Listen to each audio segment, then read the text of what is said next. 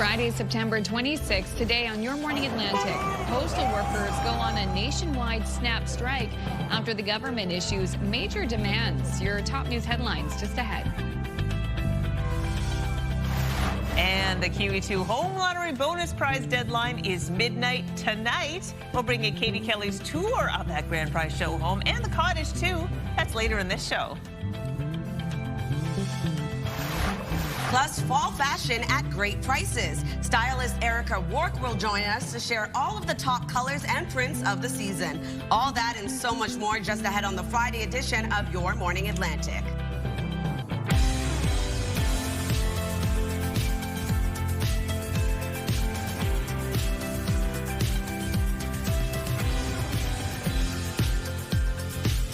Come on in. 6:01. On this Friday, September 26th, last Friday in September, last weekend of September. Time she's a-flying, but we're just so happy that you're here. I mean, if you're up early, you're getting the most out of the day. So that's the way to make the most of the time. I know, bringing in that sunshine, which is nice to see. Well, actually, not really this morning. Some much-needed rain that we had in the forecast. So waking up to wet weather, had to pull out the umbrella and the rain jacket, which was honestly a nice thing to do. It was fun. It's novel. It's novel. I pulled out the raincoat. I'm like, yay, thank you, raincoat. You know, it's nice to have something to protect us from the weather. And then you're like, wow, I had this raincoat in my closet for several weeks. I haven't really touched it. Yeah. Yes. The raincoat was so happy to see me.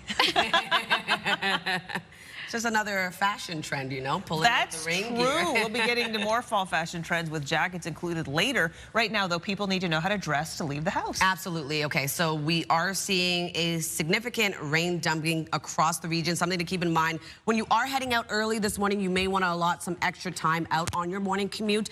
We're seeing this rain transition over to showers a little bit later, but still going to see this wet weather into the afternoon before clearing out of much of the Maritime region. So as of right now, it is 19 degrees headed outdoors in Fredericton. So quite a warm start to the day, something we didn't see earlier this week. 19 degrees right now in Halifax, 15 in Charlottetown and in Sydney, and 10 degrees in St. John's. Also seeing humidity play a factor in our temperatures today. A wind warning remains in effect for parts of Cape Breton Island until this afternoon. And same thing, we do have a wreck house wind warning in effect until this afternoon. So over to our satellite and radar, you can see that low currently tracking from west to east across Atlantic Canada. It's going to start to clear out into the late afternoon for much of the Maritime region. We have some breezy winds early this morning, seeing sustained wind right now, 37 kilometers per hour in Charlottetown and in Yarmouth, 31 in North Cape, as well as into Canso, 30 into Moncton. Wind gusts as of right now getting up to 59 in Halifax, 52 in Charlottetown and in St. John, as well as Yarmouth. I'll have a look at your long-range forecast just ahead, but first a look at your local news headlines with Amanda. Thank you, Latavia. Time is 6:03. Canada Post workers have walked off the job as part of a nationwide strike. It comes after the federal government announced sweeping changes on the horizon. The union says the strike is in response to what it calls the government's attack on the Postal Service and workers. This was the scene in Halifax last night. The government announced earlier Thursday it would phase out door-to-door mail delivery within a decade and slow the pace of letter delivery. The government says Canada Post loses $10 million a day and that it's seeing shrinking volumes of letter mail. It also blames stiff competition in the parcel delivery service. There are a couple of road closures to tell you about this morning in Nova Scotia. RCMP say Highway 104 is closed in both directions at exit 38 near Harvard-Bushey in Antigonish County due to a collision. First responders are on scene, and RCMP say a detour is in place and for drivers to expect delays. RCMP also responding to a crash near Upper Onslow. They say drivers can expect significant delays around the intersection of Highway 104 and Highway 102. Now, no details this morning on the crashes themselves or if anyone was hurt. At Maritime pumps, you'll be paying less to fill up with gas this morning. Oh, we'll have those numbers for you in just a moment, but let's start with the weather. Now, as Latavia mentioned, we're finally receiving some much needed wet weather. As we've been reporting, much of Atlantic Canada is struggling with drought conditions. We've had very little rain since early June. Some areas have been under voluntary or mandatory water conservation restrictions. This is a look at Halifax this morning. Halifax Water says while the rain is welcome, more wet weather is needed to lift their restrictions. It's not anticipated that we will be lifting any restrictions until we get a significant amount of rain over a prolonged period of time. A dwindling supply at Lake Major prompted mandatory conservation measures in the Dartmouth area. If sufficient rain doesn't come soon, phase 2 of the utilities' conservation measures could come into play. Meanwhile, in New Brunswick, the water levels at the Mactaquac Dam are too low to generate any power right now. Right now, we're experiencing very, very low river flows. It's kind of unprecedented. The last few weeks, if it keeps trending the way it's trending, we'll probably be at the lowest flow recorded since 1968. Water levels on the head pond are already low, so just like keeping a battery charged, NB Power has shut down the dam's generators to preserve the head pond in case they need it. Following years of strained relations, New Brunswick First Nations and the provincial government appear to be forging a new path with revenue-sharing agreements. Our government committed on day one to rebuilding relationships with First Nations communities and people, and today is a step forward along that path. You came into office and you told us you wanted to get to work right away on helping our communities. You're a lady of your word. As part of the agreement, communities with tax revenue below $10 million will see 95% returned. 70% of tax revenue will be returned to Wolastoqey communities with tax revenue of $10 million or higher, but below $16 million, and Mi'kmaq communities below $18 million. There will be a 50-50 split between the provincial government and Wolastoqey communities receiving tax revenue above $16 million and Mi'kmaq communities with tax revenue above $18 million. The previous PC government under Blaine Higgs canceled revenue-sharing agreements, calling them unfair. Now to prices at the pumps, and you will be paying less for gas in the region. Beginning with Nova Scotia Zone 1, gas fell by 4.2 cents, the minimum price, now $1.40.7.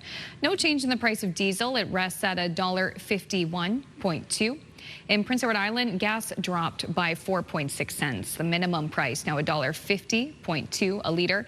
No change in the price of diesel on the island. It rests at a minimum price of $1.58.5. And in New Brunswick, gas slipped by 2.2 cents. The maximum price now $1.50.4, and a slight increase in diesel for New Brunswick, up by 0.2 cents. The maximum price now $1.58.1. Finally, our own Bruce Frisco has received a prestigious award. And we're pleased to present the second East Region Lifetime Achievement Award to Bruce Frisco of CTV. Bruce received a Lifetime Achievement Award for his impressive 35 career in broadcasting. The celebration took place at the annual RTDNA Awards, which honor the best in radio, television, and digital journalism. I've worked for this company now for 30 years, and I started in March of 1995. I came here with sweaty hands and a 2-year contract, and here I am. It's 30 years later, almost 31 years. It's a tremendous honor, and frankly, I was deeply touched and honored when I heard about this, and I'm so grateful to the company and mostly to all the viewers who keep us on the air. Big congratulations to Bruce, and we're also honored to share CTV Atlantic picked up 7 awards, including Best TV Newscast and Overall Digital Excellence. So a great night for our family here at CTV Atlantic. Big congratulations to Bruce, so well deserved. He works so incredibly hard. He does. That he does. I mean, I was a kid growing up watching him, right? Yeah, working with him is amazing. Truly a professional. Yeah, Bruce he is. works hard. He gives it his all every single day. Yes, he does. He could maybe be deserving of a $20,000 prize. Absolutely. But yeah. he's not allowed to win. No. None of us are. You can, though. Your morning just got a whole lot richer because we're giving away $20,000, and it's time for today's code word. All right, what are we spending the money on today, ladies? Ooh, I was thinking of this, kitchen reno. It's good for you. Designer shoes for me. Love it. I'm going on the trip. Today's the trip. Yeah. Anyway, if you want to win cash, just take the cash. Do whatever you want with it. That's our code word today. Go to our contest page, ctvatlantic.ca. Scan that QR code. Enter the info. You've got a chance to win, and you tune in Monday. You got a chance to win a fresh. Ooh, that makes Mondays great. Oh, yeah. That and coffee. That and coffee. Absolutely. And the rain. Still ahead. Latavia will have, I know, something we don't normally say, but we are welcoming it. Latavia will have a first full look at the forecast for this Friday and just how much wet weather we're getting and when it's going to come to an end. And also coming up after the break, I'll have your international headlines. Let's take a live look now at St. John's, Newfoundland, where the sun is rising. Good morning to you, where it's 6:40 in the morning. We'll be right back after our first break.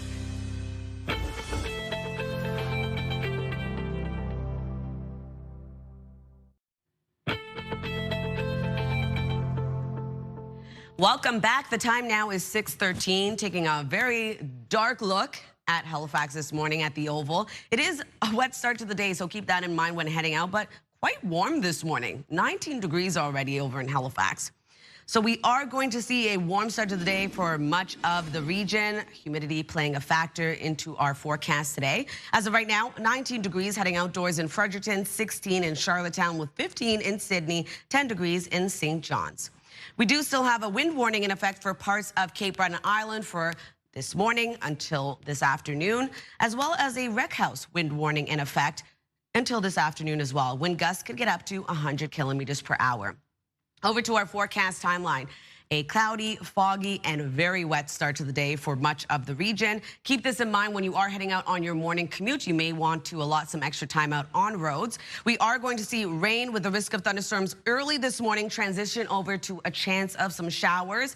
Into the afternoon, mid to late afternoon, I should say, we are going to see much clearing for parts of all three maritime provinces. Still seeing some lingering showers for the northern region of New Brunswick, parts of Prince Edward Island, Cape Breton, and eastern mainland Nova Scotia. Still seeing that wet weather and seeing much of that precipitation now focused in on Newfoundland and Labrador, where they're going to be seeing periods of rain throughout the day today. Starting to clear out into early Saturday morning. So into the evening, we are going to see partly cloudy skies, fog patches developing yet again. Still seeing some lingering precipitation for parts of Newfoundland as well as Cape Breton Island. Taking us into early Saturday, that clears out. Lots of sunshine returns across all three maritime provinces.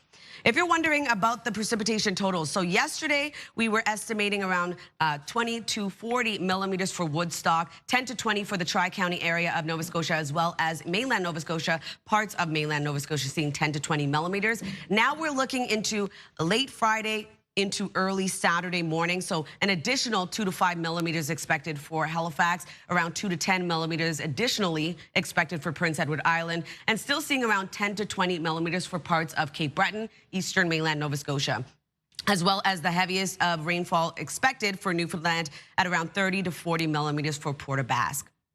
Over to our forecast today for New Brunswick. Periods of rain with the risk of thunderstorms transitions over to showers. Seeing sunshine into the mid to late afternoon. A chance of showers will return across the province into the evening. Daytime highs will range from 21 to 25, being the warmest into Moncton. Over to Prince Edward Island, a high of 21 degrees today. Rain with a risk of thunderstorms transitions over to showers. We are going to see wind pick up out of the southwest, 40 gusting to 70. And then for Cape Breton, eastern mainland Nova Scotia, highs will range from 20 to 22. Rain transitions over to showers as well, with wind gusts getting up to 80 kilometers per hour, so quite a breezy day ahead. For the rest of Nova Scotia, highs between 20 to 22 degrees. Looking at showers with the risk of thunderstorms will transition over to a mix of sun and cloud late into the afternoon. Wind gusts getting up to 50. And then for Newfoundland and Labrador, rain throughout the day today with a high of 11 degrees in Labrador City, 18 into St. John's, Newfoundland. Looking at mainly cloudy skies starting off the day, increasing cloudiness with rain moving in into the afternoon. So that's a look at your weather forecast. Now we'll throw things over to Amanda for your national and international news headlines. Thank you, Latavia. As mentioned off the top of our show, thousands of Canadian postal workers are back on the picket lines this morning after their union declared a nationwide strike. This after Ottawa announced major changes to home mail delivery services to cut costs. CTV's Rachel Aieo has more. Canada Post, an institution generations of Canadians have relied on, is effectively insolvent. And so the federal government has ordered immediate changes to how and how often Canadians' mail is delivered, including lifting the 10-year moratorium on converting Canadians to community mailboxes. I want to be clear. Canada Post has an obligation to serve all Canadians in every community in Canada, and that will not change. While 3/4 of Canadians already receive mail in a communal location, the move will bring an end to door-to-door delivery for 4 million addresses within 9 years. Canada Post will inform Canadians as they go. Citing reduced demand, Canada Post is also being told to lower its letter mail delivery standard, meaning instead of it taking between 2 and 4 days for small deliveries, it could take up to 7. And changes are also coming to rural post office operations, as recently recommended by an industrial inquiry. These measures will help stabilize Canada Post's financial situation by generating close to $500 million per year. Since 2018, Canada Post has lost more than $5 billion and is on track to lose close to $1.5 billion this year.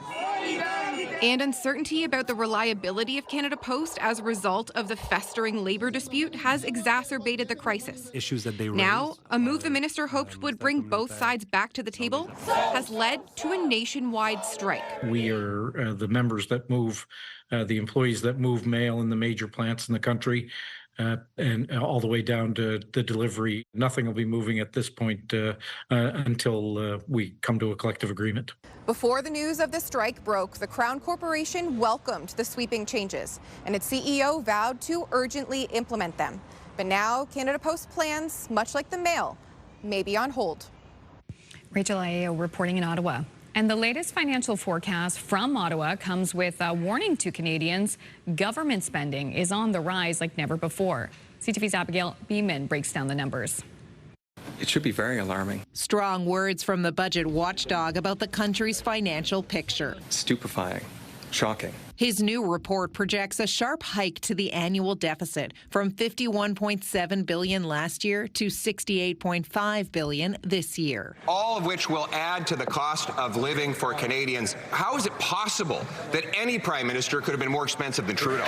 A large part of that is in response to what has happened, not by choice, but we had to be there for workers. If you're in the auto sector, the steel industry, in the forestry industry, you expect your government to be there. But what the parliamentary budget officer calls unsustainable?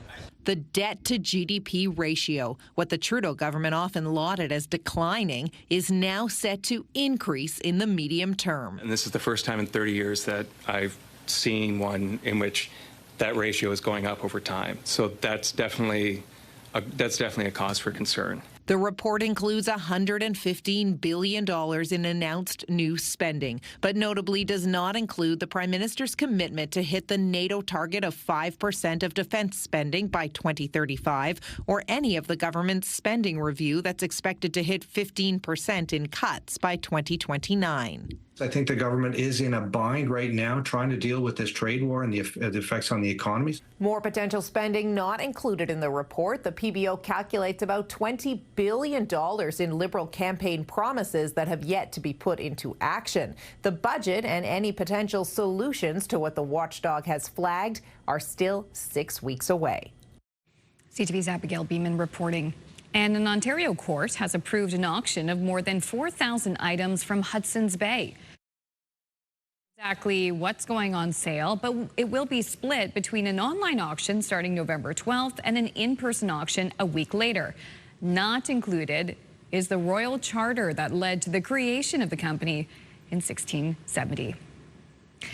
That is a look at your national news. A quick break here on Your Morning Atlantic. When we return, our friends from TSN with your must-see moment.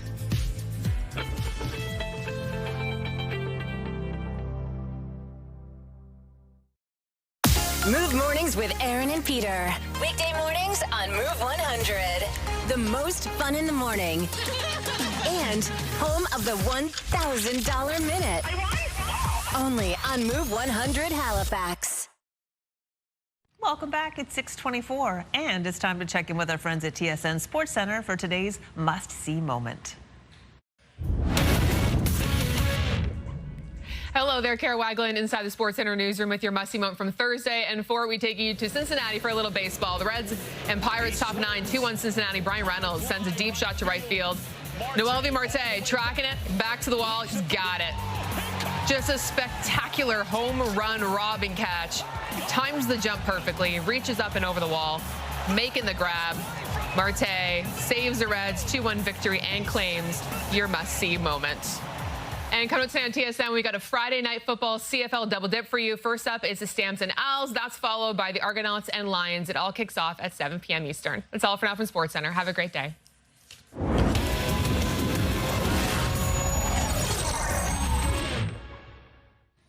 And now to your business headlines from our colleagues at BNN.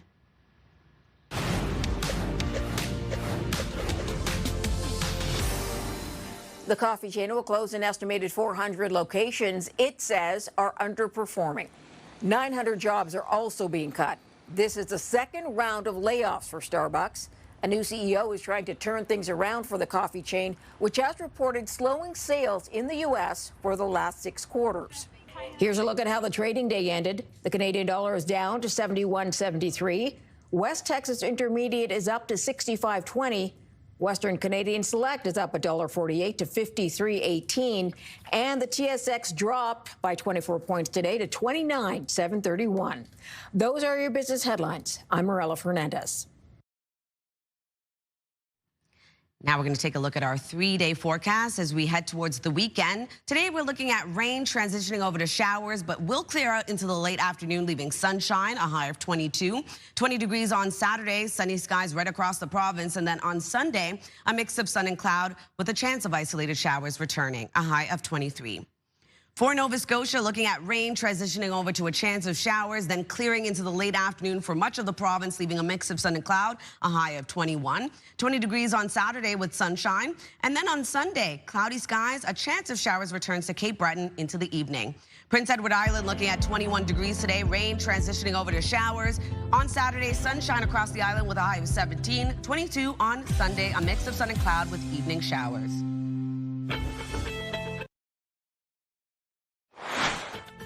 Coming up in this half hour, it's time again for the Move Morning Chat.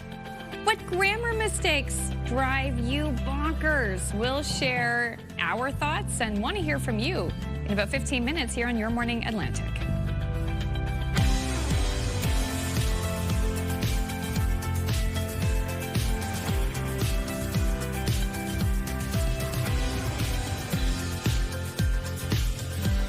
You have made it to Friday. It is 6:30, 7 o'clock. If you're in Newfoundland and Labrador, is that raising the roof? Absolutely. I made it. End of the week. Made it. Yes. And if you are working, if you're working this weekend, thank you for working for what you do. It's a long weekend too for many in our region. Of course, Truth and Reconciliation Day is on Tuesday. Yes. We won't have a show that day as we honor that day as well. And I know for some public schools, at least speaking for my sons, he has a PD Day on Monday as well. So he is an extra long weekend. Many do. Not the case with us. We'll be here Monday. Yes, we will.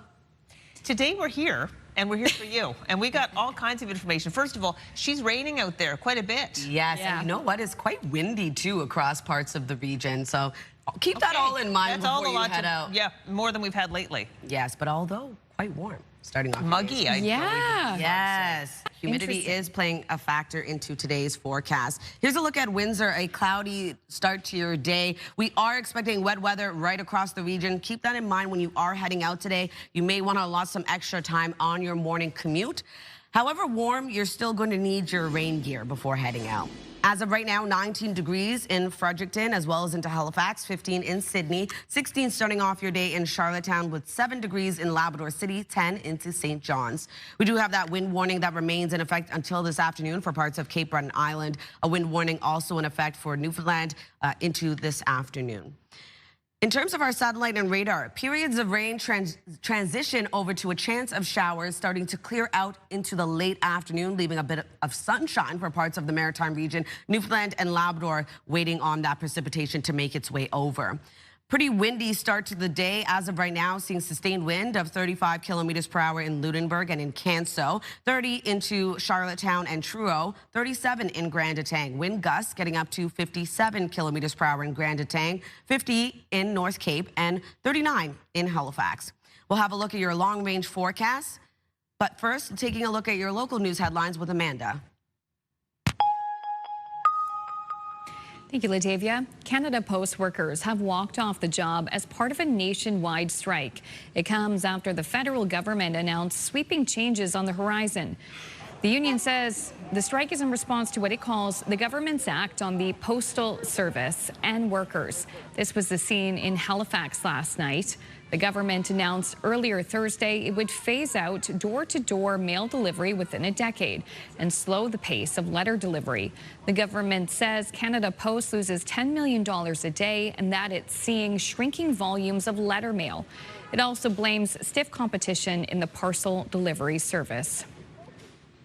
A couple of road closures to tell you about this morning. Nova Scotia RCMP say Highway 104 is closed in both directions at exit 38 near Harvard-Bouchey in Antigonish County due to a collision. First responders are on scene. RCMP saying on X that a detour is in place and to expect delays. RCMP also responding to a crash near Upper Onslow. They say drivers can expect significant delays around the intersection of Highway 104 and Highway 102. No details this morning on the crashes themselves or if anyone was hurt. Back to the weather. As Latavia mentioned, we're finally receiving some much-needed rain. Here's a look at the heavy rainfall early this morning in Dartmouth. As we've been reporting, much of Atlantic Canada is struggling with drought conditions. We've had very little rain since early June. Some areas have been under voluntary or mandatory water conservation restrictions. Halifax Water says while the rain is welcome, more wet weather is needed to lift their restrictions. It's not anticipated that we will be lifting any restrictions until we get a significant amount of rain over a prolonged period of time. A dwindling supply at Lake Major prompted mandatory conservation measures in the Dartmouth area. If sufficient rain doesn't come again soon, phase 2 of the utilities' conservation measures could come into play. Meanwhile, in New Brunswick, the water levels at the Mactaquac Dam are too low to generate any power right now. Right now, we're experiencing very, very low river flows. It's kind of unprecedented. The last few weeks, if it keeps trending the way it's trending, we'll probably be at the lowest flow recorded since 1968. Water levels on the head pond are already low, so just like keeping a battery charged, NB Power has shut down the dam's generators to preserve the head pond in case they need it. At Maritime pumps, you will be paying less to fill up with gas this morning after prices changed overnight. In Nova Scotia's Zone 1, that's the Halifax area, gas fell by 4.2 cents. The minimum price now $1.40.7. No change in the price of diesel. It rests at $1.51.2. In Prince Edward Island, gas dropped by 4.6 cents. The minimum price now $1.50.2 a liter. No change in the price of diesel on the island. It rests at a minimum price of $1.58.5. And in New Brunswick, gas slipped by 2 cents, by 2/10 of a cent, rather, by 2.2 cents. There we go. The maximum price now $1.50.4, and a slight decrease in diesel. That's up by 2/10 of a cent. The maximum price $1.58.1. To the air now. For the first time in 14 years, Air Transat will not have a winter flight between Moncton and Orlando. It was a very popular rotation that they added more service through the March break. Unfortunately, this year it's not on our schedule. It comes at a time when fewer Canadians are traveling to the United States. In a statement to CTV, Air Transat says in part, what we're seeing across the industry is softer demand for Florida and other U.S. destinations, while travelers are increasingly opting for the Caribbean, Mexico, and Europe. Moncton Airport has replaced the U.S. destination with other flights, including a new route to Holguin, Cuba. Finally, one of the best-known children's charities in Cape Breton is going to mark a major milestone this weekend. This year, 2025, marks 10 years of Caleb's Courage. Yeah, 10 years, and hundreds of people, a lot of them dressed in superhero costumes, are going to gather at Petersfield Park on Sunday, marking 10 years of Caleb's courage. The movement started by Caleb MacArthur's parents back in 2015 with relatively humble intentions. They just wanted to raise enough money to renovate a room in pediatrics at the Cape Breton Regional Hospital, but over the past 10 years, it grew, turned into a larger charity that helps so many local families. So on Sunday, Caleb's mom is going to reveal how much they've raised over the past 10 years. Great news there. I mean, a good cause has come from that. Oh, absolutely. 10 years, and the fact that this family has turned such a horrible situation into one that can help support other families in the region. I'm looking forward to hearing how much they've raised over the past 10 years. We'll soon That's find Sunday. out. I've got a little fun. We love these stories that come up every few months. The top baby names in Canada is out, the list. Neither Amanda, Latavia, nor Crystal is on this list. I never make the list. Yeah. Not surprised. Let's take a look at who did make the list. I'm gonna guess an Emma. According to StatsCan, Olivia was the most popular name in Canada for girls. She's been #1 for 9 years. Wow. Followed by Charlotte and Emma in the top 3. Bam. On the boys' side, Noah is #1 for the 4th straight year. Liam and Theodore, which is, Teddy is a fun short form for that, Ted. They roll at the top 3. Good solid names.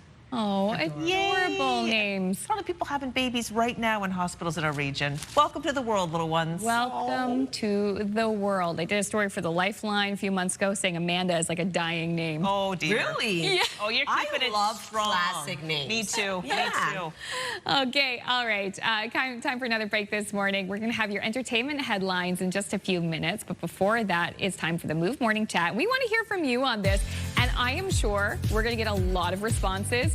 We want to know what grammar mistake drives you crazy when you hear it or maybe read it. That's coming up.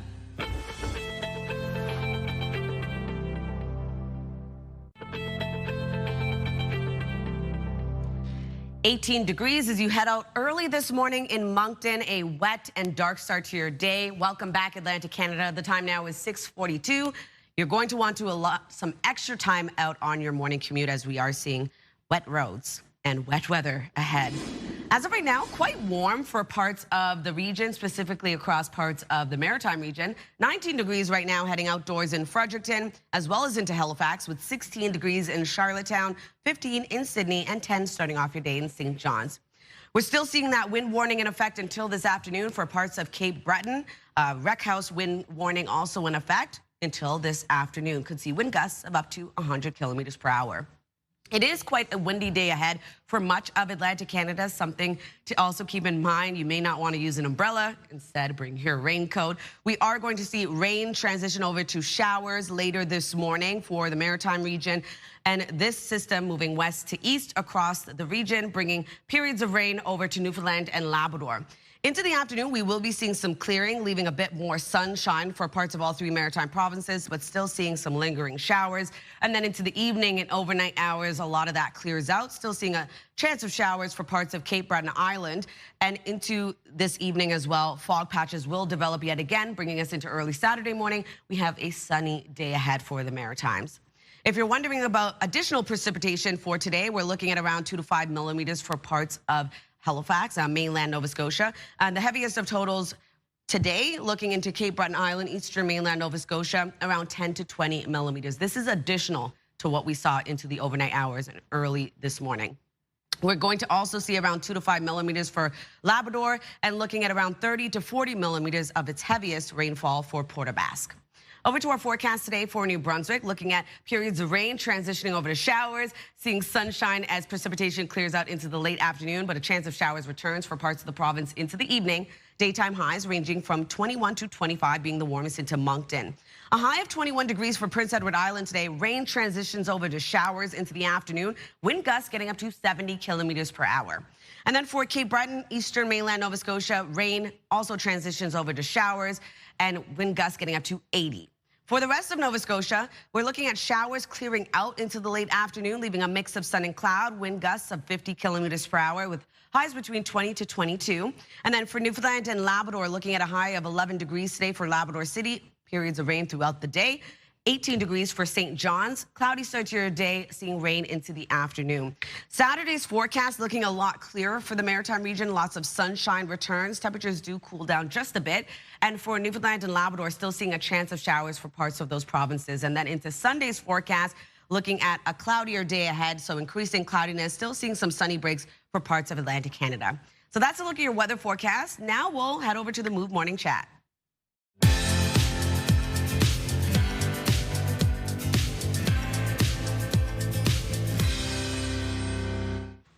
Time now for our Move Morning Chat, and this morning we're talking about grammar mistakes that drive you crazy when you hear them. So we're going to throw it over to our friends at Move 100, Aaron and Peter.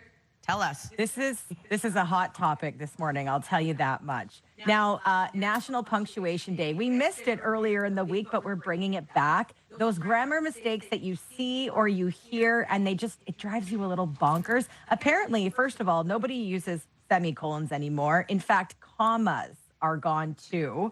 But grammar mistakes, I mean, we hear it all the time. I get called out all the time for saying anyways, plural, rather than anyway. Our listeners cannot stand when I say that. Right, and I have one that I just realized. Now, I've been around for a while. However, just figured out about 6 months ago that I've been using further and farther kind of indiscriminately. I haven't been saying them the right way or at the right time. And I've been working on this and catch myself all the time because that's a personal grammar mistake that drives me bonkers. Well, I don't even know what the difference is, Peter. Can you explain it for us briefly? Farther has to do with distance. Okay. You're going farther down the road. And I'm always mixing up further, throwing further in when farther is actually the one. I have to move farther away from Aaron all of the time. That sort of thing. And that's a distance thing. I have to move further away from Aaron. That's not right. Yeah, we'll have to dig into that whenever. That's splitting hairs. That's splitting hairs. Yeah. That's like. What about you? What's one that you hear or you do? Oh my goodness. Okay, so there's two. One for saying like I have a 1-year-old. A lot of people say 1 years old. Oh yeah, that would be wrong. Yeah, and two. One that I always did growing up was Canada's Day or New Year's Eve. No, New Year's. So it was a thing that was really called out when I got on there. For sure. The thing with something that Canadians love to do is just throw S's on everything. Like where I grew up was always not Chrysler, but Chryslers. Like you always somewheres. Like you always throw S's on stuff where you don't need an S. Like there's just something that Canadians do. For me, this is one that I made up until recently. That's a whole nother thing. It's a whole other thing. But it's fun to just say it's a whole nother thing. Nother is not a word. Nother, what a great word. Tomato. It is a fun word. It is a fun word, but it's not real. You're getting it. Yeah, the grammar mistakes that drive us bonkers. There's so many of them. It's a good topic. We cannot wait to hear from our viewers. So if you have a grammar mistake that drives you nuts or one that you make and you're working on, it's a journey, let us know. 10400 standard messaging and data rates apply. We will definitely have a whole roundup of this at the end of the show, and we'll all learn together. Absolutely. The #1 morning show in Halifax. Turk, Megan, and Amateur Alex. And home to the biggest artists. Halifax's #1 hit music station. 101.3 Virgin Radio.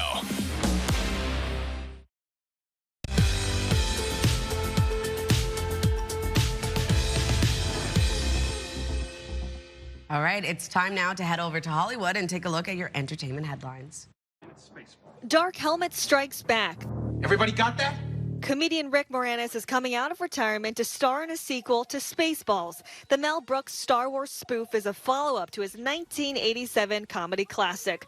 Josh Gad, Keke Palmer, and Louis Pullman are also signed on to be part of the sequel. Production is currently underway with a release date targeted for 2027, according to Amazon MGM Studios. This world goes much deeper than you imagine.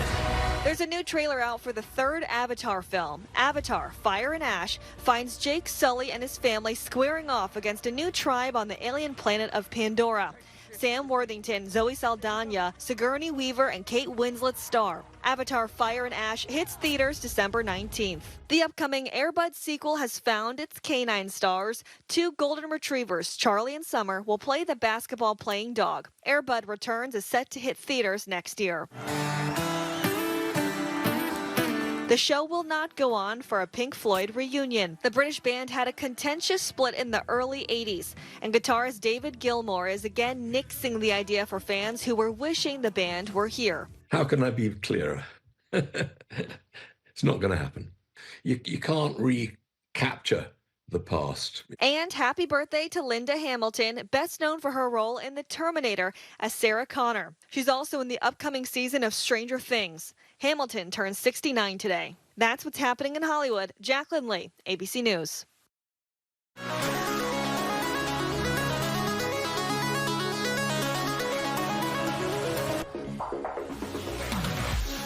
And in case you missed it, a Dalhousie PhD student is turning heads with a groundbreaking idea to tackle brain cancer. Annika Benson just won the Atlantic Canada Falling Walls Lab competition, earning her a spot at the international finals in Germany. As CTV's Mike Lamb caught up with her, we get her story.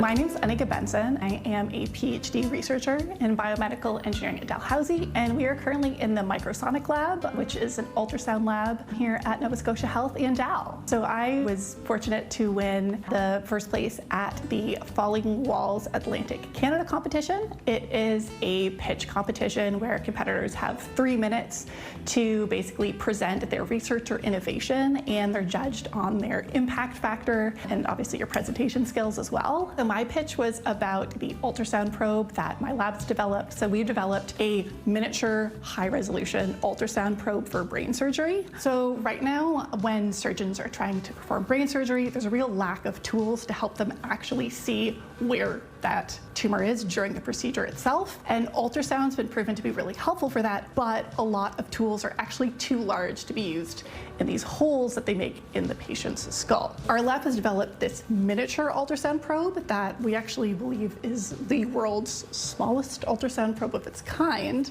It can be used in much smaller surgical pathways to guide brain surgeries. And what's also really special about it is that it produces really high resolution images. Compared to other ultrasound probes, you could see a lot clearer sort of detail in the edges of what's tumor versus what's healthy tissue. And that's really important for treating patients.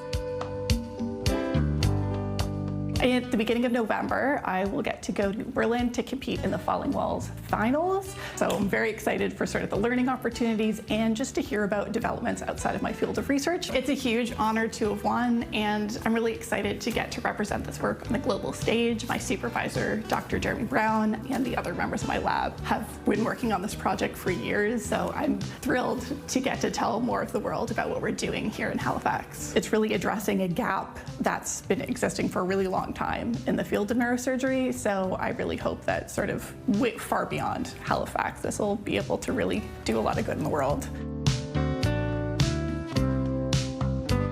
Incredible research. Thank you to Mike Lamb for that piece.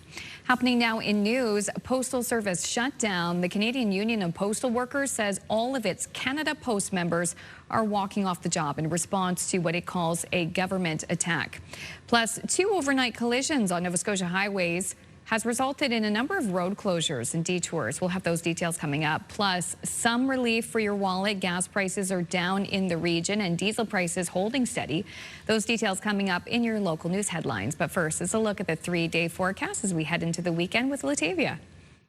Thanks, Amanda. A wet start to the day for New Brunswick. We will be seeing sunshine into the late afternoon, a high of 22. 20 degrees on Saturday with sunshine across the province. And then on Sunday, starting off the day with a mix of sun and cloud, seeing isolated showers into the afternoon. For Nova Scotia, rain transitions over to a chance of showers, clearing for much of the province into the afternoon, leaving a mix of sun and cloud, a high of 21. 20 degrees on Friday with sunshine. And then on Sunday, cloudy skies with evening showers expected for Cape Breton. For Prince Edward Island, a high of 21 today. Rain transitions over to isolated showers. On Saturday, sunshine returns with a high of 17, warming back up to 22 on Sunday. Mix of sun and cloud. It's Friday, September 26th. Today on Your Morning Atlantic, postal workers go on a nationwide SNAP strike after the government issues major new demands. Your top news headlines just ahead. And we're heading to the beautiful QE2 Home Lottery Grand Prize Cottage in East Uniacke in Nova Scotia. Katie Kelly will get the details on all the latest prizes, including an Italian adventure. That's coming up on Your Morning Atlantic. Ciao.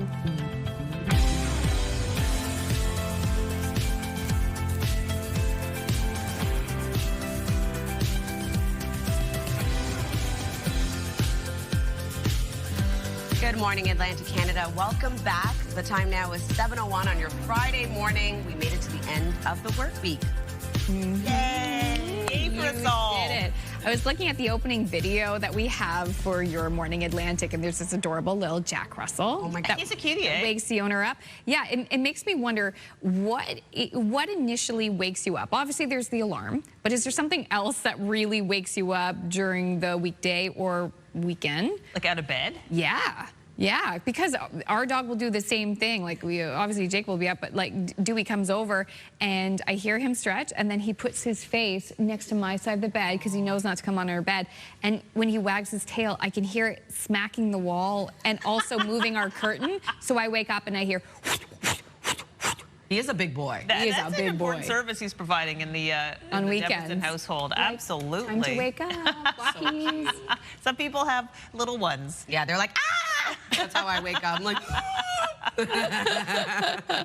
Everyone just wakes up screaming. Well, today you might have a hard time waking up because the patter of rain might make you feel like going back to bed. So soothing. Yes. Well, definitely wet weather starting off your day for much of the region. Keep that in mind when you are heading out early this morning. You may want to allot some extra time out on your morning commute as we are seeing some wet roads. Here's a live look at Port aux Basques. A cloudy start to your day. We do have wet weather heading your way as well as this low pressure system continues to travel east across the region. So early this morning, quite a warm start to the day, specifically across the Maritime region. 19 degrees starting off your day in Fredericton. Already 20 degrees in Halifax, 15 in Sydney, with 16 degrees in Charlottetown and 10 starting off your day in St. John's. A wind warning remains in effect until this afternoon for parts of Cape Breton Island. Could see wind gusts getting up to 100 kilometers per hour with that wind warning over in the Wreck House area. Over to our satellite and radar, as you can see here, that low moving west to east across the region. Rain early this morning transitions over to a chance of showers, seeing clearing for parts of the Maritime region into the late afternoon, leaving sunshine. In terms of the wind, quite breezy today, so keep that in mind as well. 39 kilometers per hour in Halifax, 37 in Grand Etang, 35 in Canso. Wind gusts getting up to 50 kilometers per hour in North Cape, 57 in Grand Etang. I'll have a look at your weekend forecast just ahead, but first a look at your local news headlines with Amanda. Thank you, Latavia. And we begin with developing news. Canada Post workers have walked off the job as part of a nationwide strike. It comes after the federal government announced sweeping changes on the horizon. The union says the strike is in response to what it calls the government's attack on the Postal Service and workers. This was the scene in Halifax last night. The government announced earlier Thursday it would phase out door-to-door mail delivery within a decade and slow the pace of letter delivery. The government says Canada Post loses $10 million a day and that it's seeing shrinking volumes of letter mail. It also blames stiff competition in the parcel delivery service. We'll have more on this after our next break. There are a couple of road closures to tell you about this morning in Nova Scotia. RCMP say Highway 104 is closed in both directions at exit 38 near Harvard-Bouchey in Antigonish County due to a collision. First responders are on scene, and RCMP say a detour isn't in place. They say to expect delays if you are in that area. RCMP also responding to a crash near Upper Onslow. They say drivers can expect significant delays around the intersection of Highway 104 and Highway 102. No details on the crashes themselves or if anyone was hurt. As Latavia mentioned, we are finally receiving some much-needed wet weather. Here's a look at the early morning rain in Dartmouth. As we've been reporting, much of Atlantic Canada is struggling with drought conditions. We've had very little rain since early June. Some areas have been under voluntary or mandatory water conservation restrictions. Halifax Water, for its part, says while the rain is welcome, more wet weather is needed to lift their restrictions. It's not anticipated that we will be lifting any restrictions until we get a significant amount of rain over a prolonged period of time. A dwindling supply at Lake Major prompted mandatory conservation measures in the Dartmouth area. If sufficient rain doesn't come soon, phase 2 of the utilities conservation measures could come into play. Meanwhile, in New Brunswick, the water levels at the Mactaquac Dam are too low to generate any power right now. Right now, we're experiencing very, very low river flows. It's kind of unprecedented. The last few weeks, if it keeps trending the way it's trending, you know, we'll probably be at the lowest flow recorded since 1968. Water levels on the head pond are already low, so just like keeping a battery charged, NB Power has shut down the dam's generators to preserve the head pond in case they need it. Latavia will have more details on what we can expect in today's forecast after our next break. The disappearance of a New Brunswick man a year ago is now being investigated by the RCMP's Major Crime Unit. Police say 48-year-old David Alexander Mitchell was last seen at a home on Whites Mountain Road last September. RCMP say no leads or tips have led to the missing man. The Major Crime Unit took over the case this month, which it is considering suspicious. Mitchell is described by police as being 6'2", about 180 pounds with gray hair. Anyone with information is asked to contact police. At pumps here in the Maritimes, you'll be paying less to fill up with gas after prices changed overnight. In Nova Scotia, Zone 1, gas fell by 4.2 cents. The minimum price now $1.40.7. No change in the price of diesel. It rests at $1.51.2. In Prince Edward Island, gas dropped by 4.6 cents. The minimum price $1.50.2 a litre. No change in the price of diesel on the island. It rests at a minimum price of $1.58.5. And in New Brunswick, gas slipped by 2.2 cents. The maximum price now $1.50.4. And a slight increase in diesel, up by 0.2 cents. The maximum price $1.58.3. Finally, our own Bruce Frisco has received a prestigious award. And we're pleased to present the second East Region Lifetime Achievement Award to Bruce Frisco of CTV. Bruce received a Lifetime Achievement Award for his impressive 35-year career in broadcasting. The celebration took place at the annual RTDNA Awards, which honors the best in radio, television, and digital journalism. I've worked for this company now for 30 years. And I started in March of 1995. I came here with sweaty hands and a 2-year contract. And here I am, it's 30 years later, almost 31 years. It's a tremendous honor. And frankly, I was deeply touched and honored when I heard about this. And I'm so grateful to the company and mostly to all the viewers who keep us on the air. Yeah, we can't do it without the viewers. Congratulations, Bruce. We're also honored to share CTV Atlantic picked up 7 awards, including Best TV Newscast and Overall Digital Excellence. So very happy to take that home. Big team effort. Big congratulations to Bruce. So incredible. One complaint. Yes. There were no cupcakes provided by you, Amanda, to celebrate this occasion. Next time. Okay. I'll get them. I'll try to do a Bruce design. Pictures of Bruce's face, exactly. Well, that brings us to our next story, actually. The owners of the Nova Scotia Cookie Company received the ultimate compliment after being invited to the Emmys this year. Check it out. I was excited about meeting Sharon Stone. She opened our cookies and started eating them on the spot. I guess Sharon Stone gave in to her basic instincts. Zing. The Nova Scotia Cookie Company has 3 flavors: original shortbread, blueberry, and chocolate chip. They're distinct because they're all baked in the shape of a lighthouse. Owner Jenna Ross and her daughter went to LA to give the cookies out, and their cookies are baked and packaged in the Annapolis Valley by the Flower Cart Group, which is a nonprofit that provides employment opportunities to adults with intellectual disabilities. So a win-win-win. And we love that Sharon Stone loved the cookies so much she ate them right on the spot. Right? Love that they're getting that recognition. Absolutely incredible. Still ahead, look at the forecast on this Friday and into the weekend. Also, to get your tickets for the latest QE2 home lottery. Oh boy, we can dream big.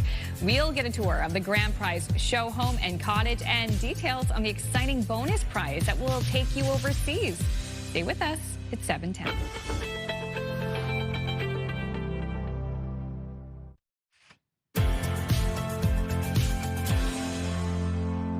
Welcome back. The time now is 7:13. The sun is out over in McAdam.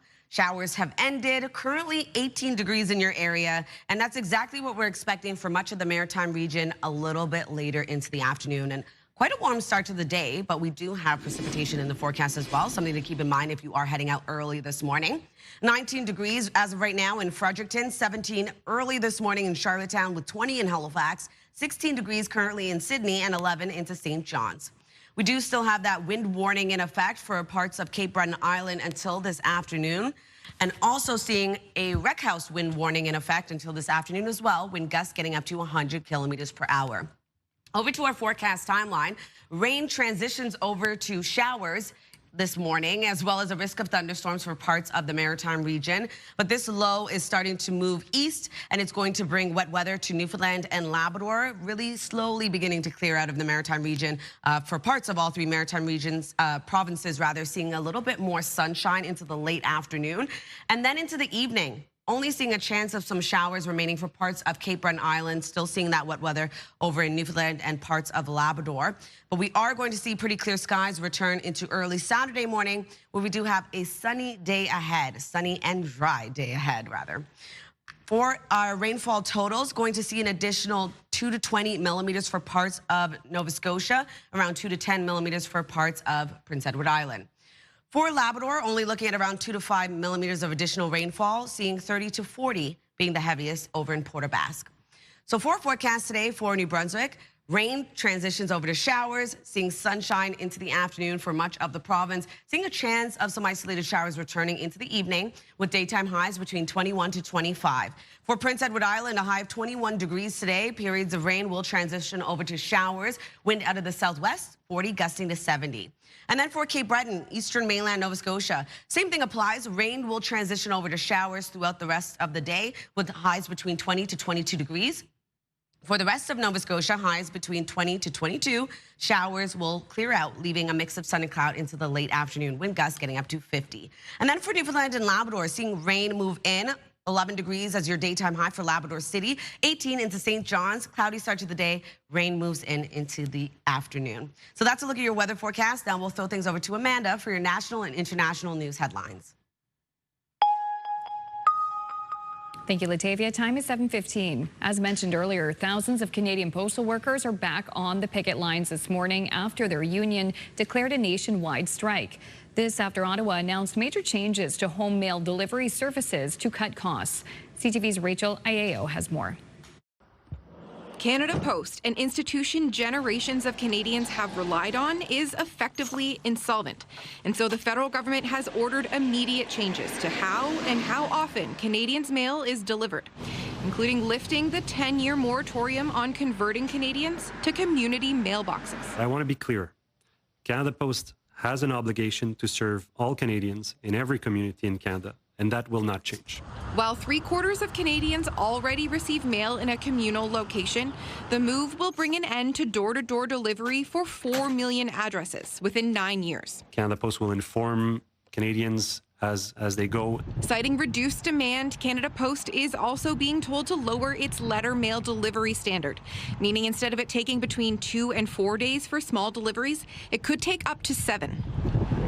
And changes are also coming to rural post office operations, as recently recommended by an industrial inquiry. These measures will help stabilize Canada Post's financial situation by generating close to $500 million per year. Since 2018, Canada Post has lost more than $5 billion and is on track to lose close to $1.5 billion this year. And uncertainty about the reliability of Canada Post as a result of the festering labor dispute has exacerbated the crisis. Issues that they now, a move the minister hoped would bring both sides back to the table has led to a nationwide strike. We are the members that move, the employees that move mail in the major plants in the country, and all the way down to the delivery. Nothing will be moving at this point until we come to a collective agreement. Before the news of the strike broke, the Crown Corporation welcomed the sweeping changes, and its CEO vowed to urgently implement them. But now, Canada Post plans, much like the mail, may be on hold. CTV's Rachel Iao reporting in Ottawa. A quick break here on Your Morning Atlantic. When we return, Crystal will have details on a dream cottage you could win. That's coming up.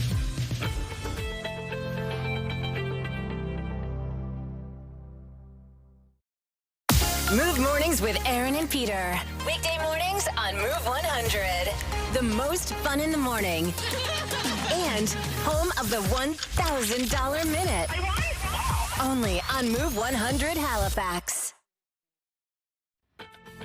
Welcome back, and guess what? Your morning just got a whole lot richer. We're giving away a staggering $20,000. It's time for today's code word. All right, so today's code word is cash.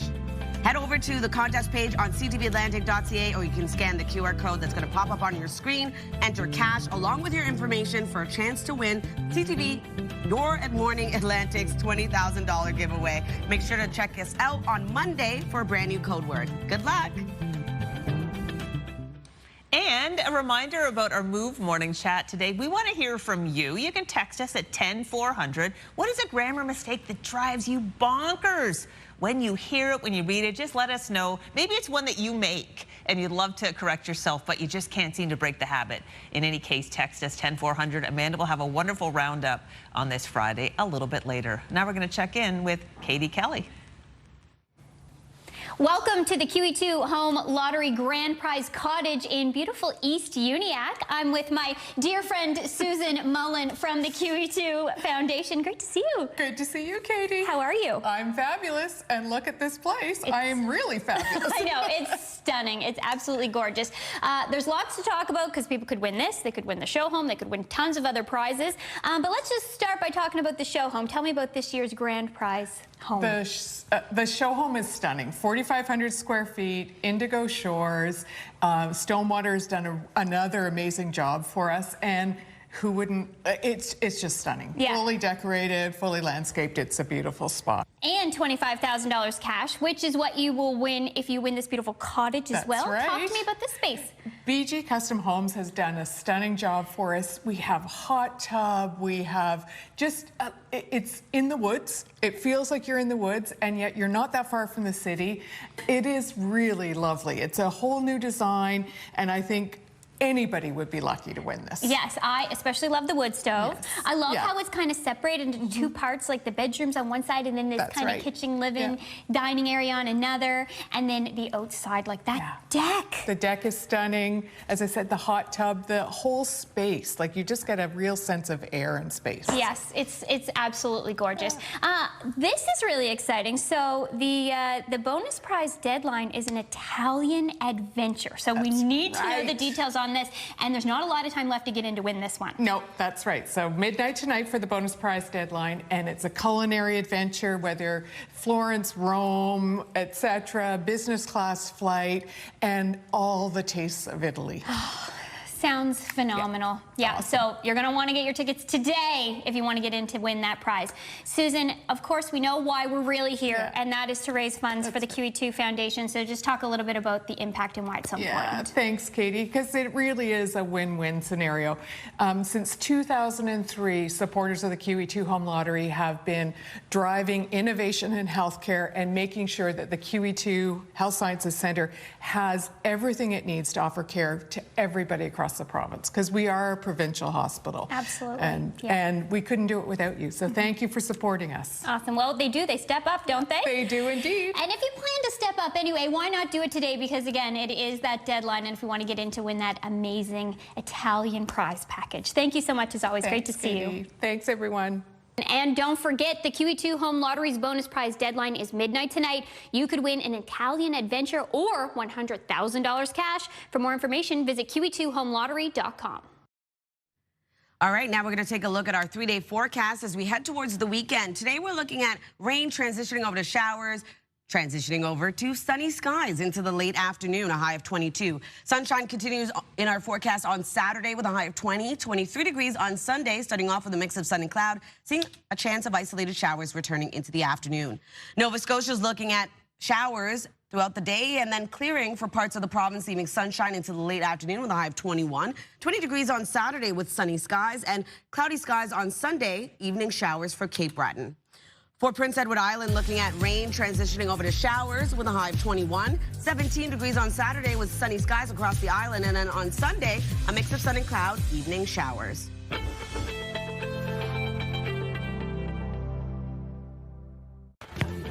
Coming up this half hour on Your Morning Atlantic, the sandwich generation. A certified financial planner will share tips for those caught financially between their parents and kids.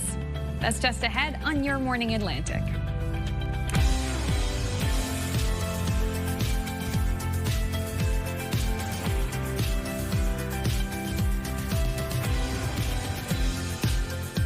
Come on in, you caught us grooving to the new music, which we're enjoying. Yeah, Amanda's playing the guitar. That's air guitar. Complicated guitar part, right? So good for you. Yeah.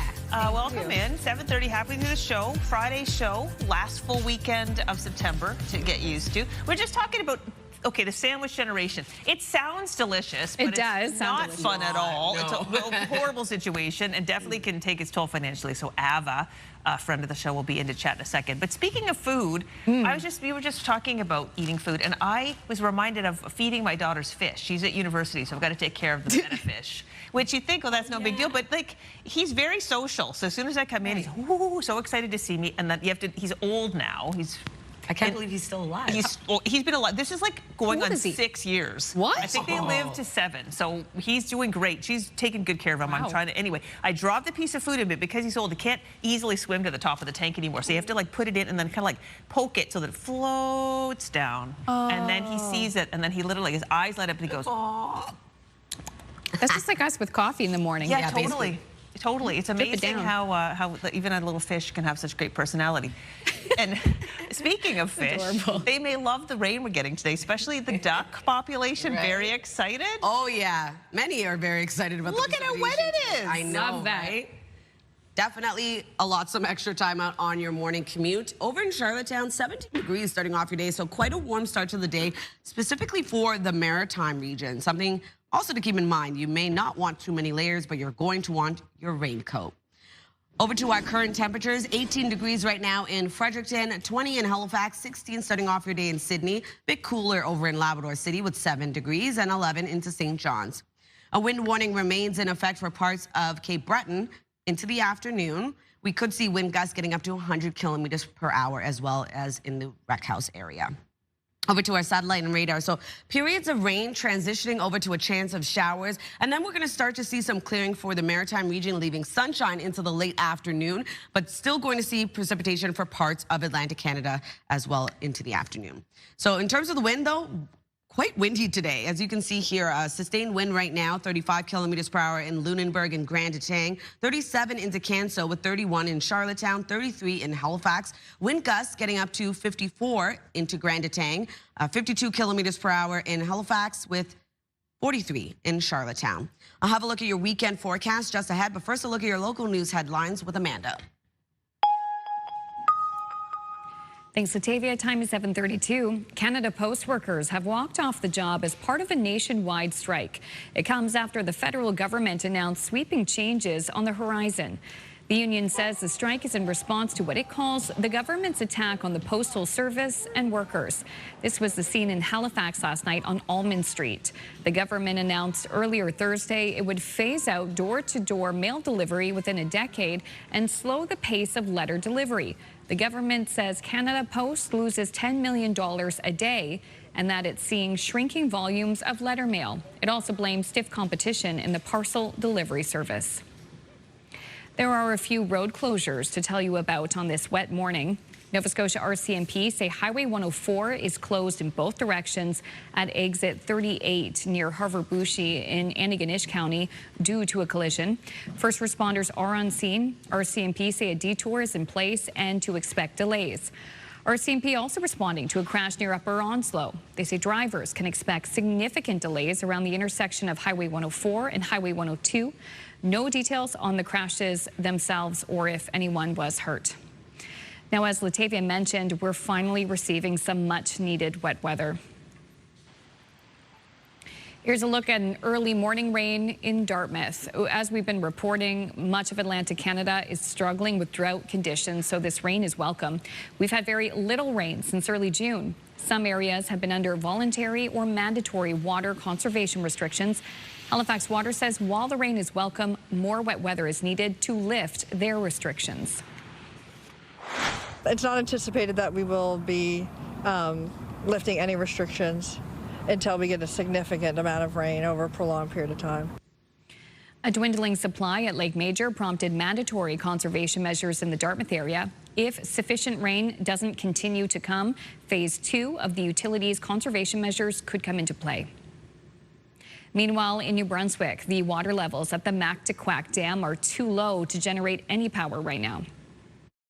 Right now, we're experiencing very, very low river flows. It's kind of unprecedented. The last few weeks, if it keeps trending the way it's trending, you know, we'll probably be at the lowest flow recorded since 1968. Water levels on the head pond are already low, so just like keeping a battery charged, NB Power has shut down the dam's generators to preserve the head pond in case they need it. Now to prices at the pumps. You'll be paying less to fill up with gas and little to no change for diesel. In Nova Scotia Zone 1, gas fell by 4.2 cents. The minimum price now $1.40.7. No change in the price of diesel. It rests at $1.51.2. In Prince Edward Island, gas dropped by 4.6 cents. The minimum price now $1.50.2 a litre. No change in the price of diesel on the island. It rests at a minimum price of $1.58.5. And in New Brunswick, gas slipped by 2.2 cents. The maximum price $1.50.4, and a slight increase in diesel. It's up by 0.2 cents. The maximum price $1.58.3. Following years of strained relations, New Brunswick First Nations and the provincial government appear to be forging a new path with revenue sharing agreements.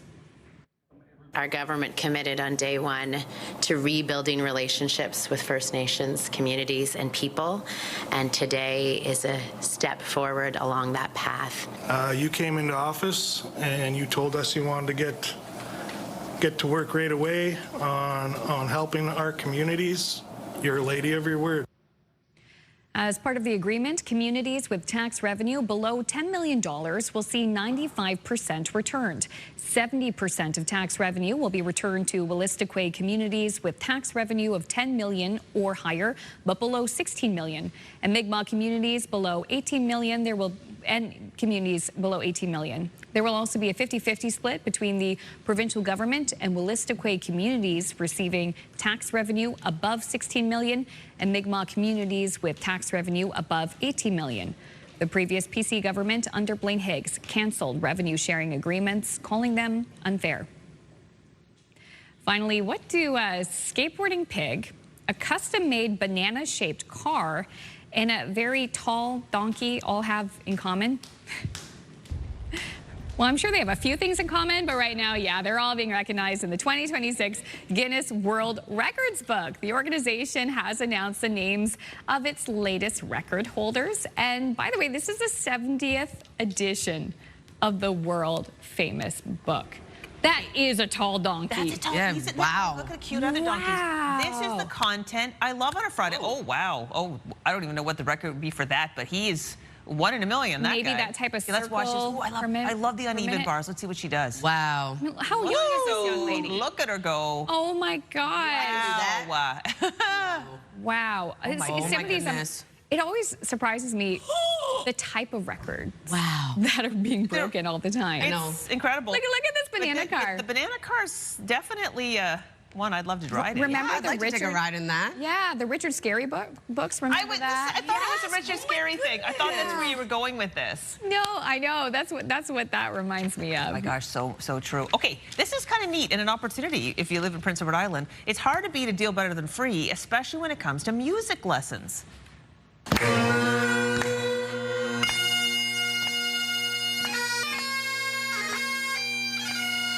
At PEI's College of Piping and Celtic Performing Arts, kids get to learn and to play the bagpipes at no cost. And there's no limit on classes for island kids between the ages of 8 to 18. These classes are funded by this couple. They're philanthropists Doug and Debbie Hall. They both have strong ties to Atlantic Canada. And over the past 25 years, they've paid out of pocket more than $50,000 for these classes. Wow. Wow. That's that incredible. is so kind. So contact the college if you have kids in that age and you can get there for the lessons because, yeah, it could be a great opportunity for them. Absolutely. Tough to learn anything new, especially an instrument. Oh, yeah. like the pipes, and wow, kudos also to the teachers and the instructors. For sure. Who help them get good. For sure. Oh, no, I think the pipes are just a really cool instrument. Yeah, it is. Still ahead, which Maritimers are celebrating milestones is coming up a little later, but first, the sandwich generation. Have you heard of this? Because it's a very real thing. A certified financial planner will explain and tell us how they can overcome some economic challenges. Those details and the latest forecast when your Morning Atlantic returns.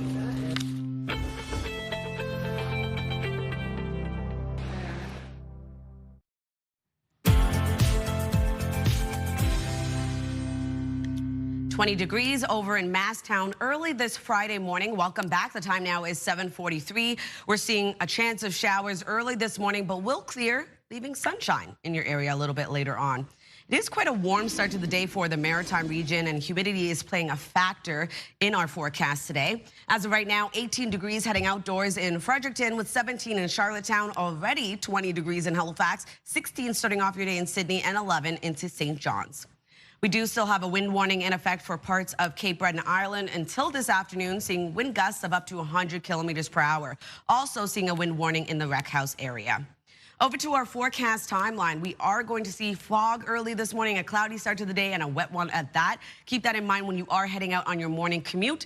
Rain transitions over to showers, and we're going to see a bit of clearing for parts of all three maritime provinces into the late afternoon, leaving some sunshine back in our region. Newfoundland and Labrador seeing that heavier rainfall throughout the afternoon. And then into the evening and overnight hours, much of that precipitation clears out, although we will be seeing a chance of showers remain for parts of Cape Breton Island. Newfoundland and Labrador also going to see wet weather for parts of both those provinces. And then into Saturday morning, we're looking at some sunshine and warm conditions yet again, but dropping just a bit, still going to remain above seasonal. In terms of our precipitation totals, we're looking at around 2 to 20 millimeters for parts of Nova Scotia, 2 to 10 millimeters for parts of Prince Edward Island. The heaviest of rainfall situated in Port aux Basques at 30 to 40 millimeters. This is additional to what we saw into the evening of last night and early this morning. So for forecast today for New Brunswick, rain transitions over to showers, seeing sunshine return into the late afternoon, and then seeing a chance of showers return into the overnight hours with highs between 21 to 25 degrees today. For Prince Edward Island, rain transitions over to showers that continue into the afternoon and evening. Wind gusts getting up to 70 with a high of 21 degrees across the island. And then for Cape Breton, eastern mainland Nova Scotia, same thing applies. Rain will transition over to showers. Wind gusts getting up to 80 with daytime high between 20 to 22. For the rest of Nova Scotia, highs will range from 20 to 22 degrees as well for Windsor and Halifax. Showers clearing out into the late afternoon, leaving a mix of sun and cloud. For Newfoundland and Labrador, rain throughout the day today with a high of 11 degrees in Labrador City, with 18 into St. John's, Newfoundland. Looking at cloudy skies starting off your day, transitions over to rain into the afternoon. Saturday's forecast, sunny and dry conditions for the Maritime region, still seeing a chance of showers for both Newfoundland and Labrador. Crystal? Thanks, Latavia. It is now 7:45. Now, it's called the sandwich generation, caught between helping aging parents and supporting children, and it's something more Canadians are facing every year.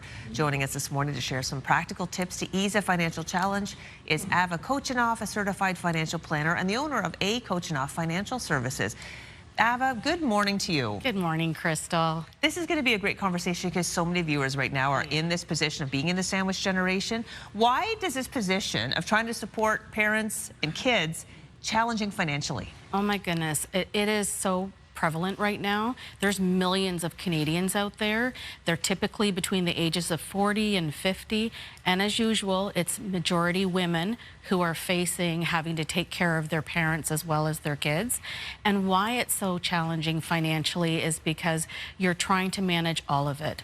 3 generations. Yeah, okay, so let's talk about some of the specific challenges that come with that. Yeah. Financially, you know, you're trying to manage prescriptions for your mom or dad, housing for all 3, maybe where you're living, you didn't think you're going to have that many people living in that home, as well as the kids. Kids are staying at home longer, parents are living longer with complex health care. So there's all of that, and you're doing it on one income. It can be challenging. I know several people in this position because even if, say, say it's the parents, say that they do have some resources, well, you've got to manage all those resources. They have funds, they have properties. These are things that you may need assistance with to manage properly. Exactly. What people don't realize is the tax implications. There's also things that people don't realize in terms of subsidies. There's organizations out there that can help with respite care. There's maybe entitlements that families are available. So you got to really research it and know what's all there for you and build a plan around it. Okay, so great. Now I have to research on top of handling all those other things. Yes. So is there any way, like, could you pay someone to help you, I guess is the basic question I'm asking. Yeah, you can. You know, financial planners are a really great resource to come chat with us about this actual problem, a pain point, because we can look at all the different options for you, especially around how to manage and make the optimal use of your investments. Yeah. Okay, perfect. Sure. If somebody, you know, they are trying to look at their own future, yeah. the poor person sandwiched in between, how can they protect their own financial future when they're handling all of these things? That is such a good question. I mean, I always akin it to that airplane story. You know, put your oxygen mask on first. So really what you have to do is keep going. I know it might be stressful, but even small contributions into your savings and your emergency funds are really, really important, Crystal, because you need to keep planning for your retirement. And you also, with the emergency fund, for any emergencies that come up, you want to be able to provide and care for. Yeah, there's a lot to think about. Okay, we got about 30 seconds left. Any practical, could you leave us with like a practical tip we could take with us? Exactly. So it's communication. Before you even begin this journey, sit down with your parents. If you've got siblings, share the load. Know what all your options are, have that conversation, and build that plan. And so by doing that and working with a planner like myself, we can help provide that guiding post to help you know how to use what you have available to you properly and efficiently. Perfect. Well, we put your website on ours so that people wanted to connect with you, they can. And I know that you occasionally zip around to different coffee shops in the Halifax area and just chat with people. Java with Ava. You got it. On Mondays, we go around to the coffee shops. You'll see me around Metro, just having my coffee because I love it, and then talking about basic finances. Perfect. Yeah. Okay, thanks so much for this chat. For sure. Take care. And now we are going to move over to Amanda. Java with Ava, that's a great name, and the sandwich generation makes you hungry. All right, health and medical news for you now. An experimental gene therapy was found to slow the progression of Huntington's disease, marking a major step toward a potential first genetic treatment for the condition. It is one of the topics in your health.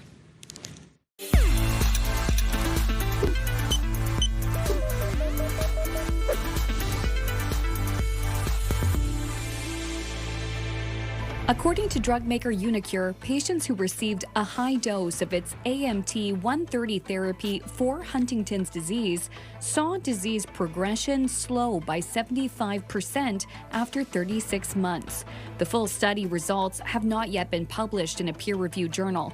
The Amsterdam-based company said it plans to submit its data on AMT-130 to the FDA early next year. Huntington's disease is an inherited and progressive brain disorder caused by a genetic mutation. The rare disease triggers nerve cells in parts of the brain to gradually break down and die, leading to uncontrolled movements, emotional or behavioral problems, and loss of cognition. There is currently no treatment that can cure, stop, or reverse Huntington's disease, but some of the symptoms can be treated. Researchers at one of Canada's premier vaccine centers say funding cuts by the U.S. are poised to upend the work done globally to fight diseases. A virologist at the Vaccine and Infectious Disease Organization in Saskatoon says a decision made by America's Trump administration to reduce billions in research grant funding from the National Institutes of Health has ramifications in Canada. The funding even helped research projects at the University of Saskatchewan Research Centre. She calls the American pullback an assault on vaccine research, and she hopes Ottawa can boost funding to fill the gaps. Finally, the number of people confirmed sick because of a salmonella outbreak linked to pistachios in this country continues to rise. The Public Health Agency of Canada confirms 105 people have gotten sick since the outbreak started in early March, an increase of 26 cases since earlier this month. The agency has issued 26 recalls of pistachios and pistachio-containing products since July. 16 people have now been hospitalized because of the outbreak that has sickened people in New Brunswick, as well as Quebec, Ontario, Manitoba, Alberta, and BC.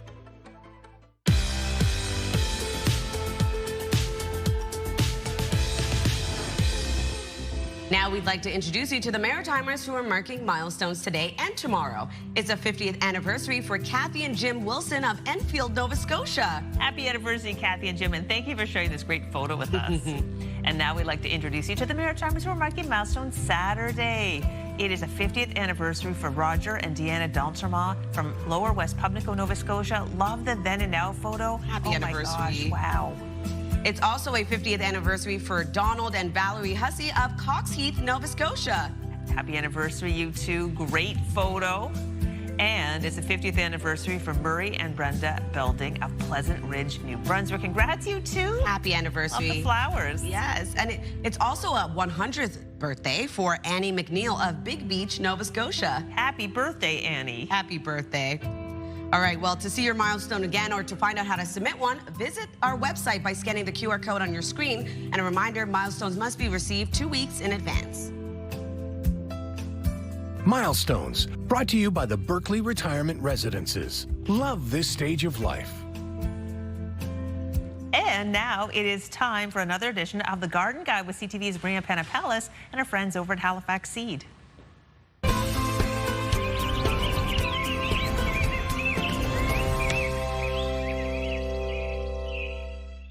Welcome back to CTV News at 5. We are at Halifax Seed with Emily Trigano for another edition of the Garden Guide, surrounded by so much fall colors, so many beautiful colors, Emily. But today we're looking ahead. We very much are. So yes, lots of things are still growing. Grass is starting to green up. We have all kinds of beautiful fall colors. Vegetable gardens are still very much alive and well, and lots of wonderful harvests are coming from them. But what we want to think about is how to prepare our lawn and garden going into the winter. And especially this year after the drought, it's really important that we do the best to care, especially for the lawn. So my recommendation is mid to end October, when you're going to put that final application of fertilizer down, really make sure that you have a fall or a winter care fertilizer. That is really going to help set up the root system and be prepared to go into the winter and then come back beautiful and green in the summer. And you probably don't want to wait until October to get that fertilizer. Might be a good time to have that ready to go. It's a good idea to always get prepared. Yeah. Absolutely. Yes. One of the other things, we talked a lot about drought, but there was also a lot of talk about Japanese beetles. So Japanese beetles, they wreaked havoc on many gardens. I'd never heard of them before this year. Right, they're very destructive. So part of their life cycle is actually in the soil and in the soil of lawns. So right now is the time to get out there and control the white grubs in the lawn. So the Japanese beetles, they breed in the lawn and then they come up to have a nice snack on your garden. So I would recommend, something like a nematode or a Scots grub begone. Those are going to be the best applications. And right now, when they're active in the soil, is the best time. Okay, so you're saying they're very thorough, so we need to be very thorough when we're dealing with them. Exactly. You're going to control grubs in the spring and the fall, and then you'll control the Japanese beetles while they're flying in the summer. There's certainly some still flying around, so you can absolutely put a trap out, and that should help collect a few more, because there's hundreds per property that we go can with collect. Millions. Exactly. So yeah, I would say going into the fall, best thing to do, make sure any dead branches, debris, stuff like that is cleaned up so we can go into the winter healthy. Get your fertilizer ready to go. Thank you, Emily. Always really good advice. We'll see you next week. See you then.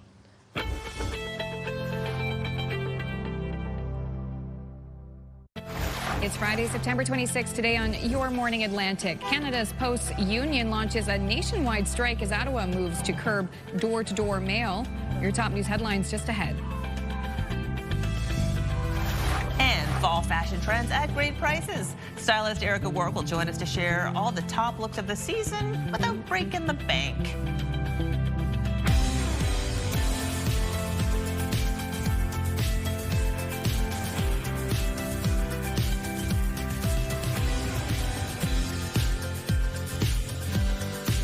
Hey, Hey, good morning. Thank you so much for joining us. It is Friday. Many rugby fans, especially here in this country, looking forward to Saturday for a big game. We'll be speaking with one of our correspondents from TSN about that coming up in news.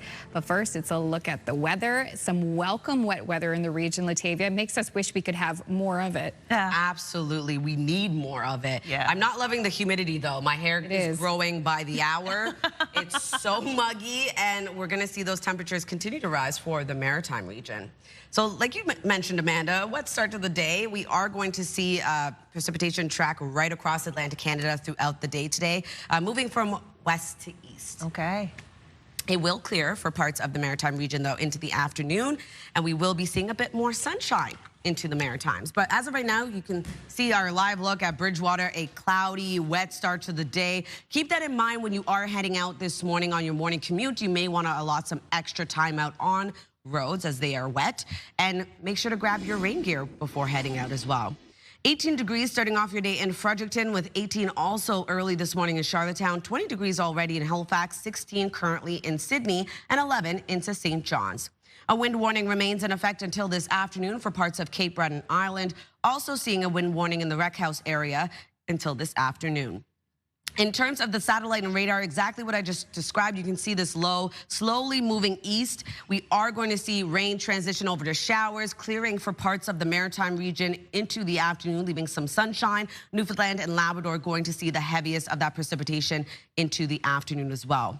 Wind quite breezy today, to say the least. As of right now, sustained wind of 37 kilometers per hour in Canso, 35 in Lunenburg, 33 kilometers per hour in Halifax, and 30 in Charlottetown. Wind gusts right now getting up to 54 in Grand Etang, 52 kilometers per hour in Halifax, with 43 into Charlottetown, 46 in Lunenburg. I'll have another look at your weekend forecast just ahead, but first another look at your local news headlines with Amanda. Thank you, Latavia. Canada Post workers have walked off the job as part of a nationwide strike. It comes after the federal government announced sweeping changes on the horizon. The union says the strike is in response to what it calls the government's attack on the Postal Service and workers. This was the scene in Halifax last night. The government announced earlier on Thursday it would phase out door-to-door mail delivery within a decade and slow the pace of letter delivery. The government says Canada Post loses $10 million a day and that it's seeing shrinking volumes of letter mail.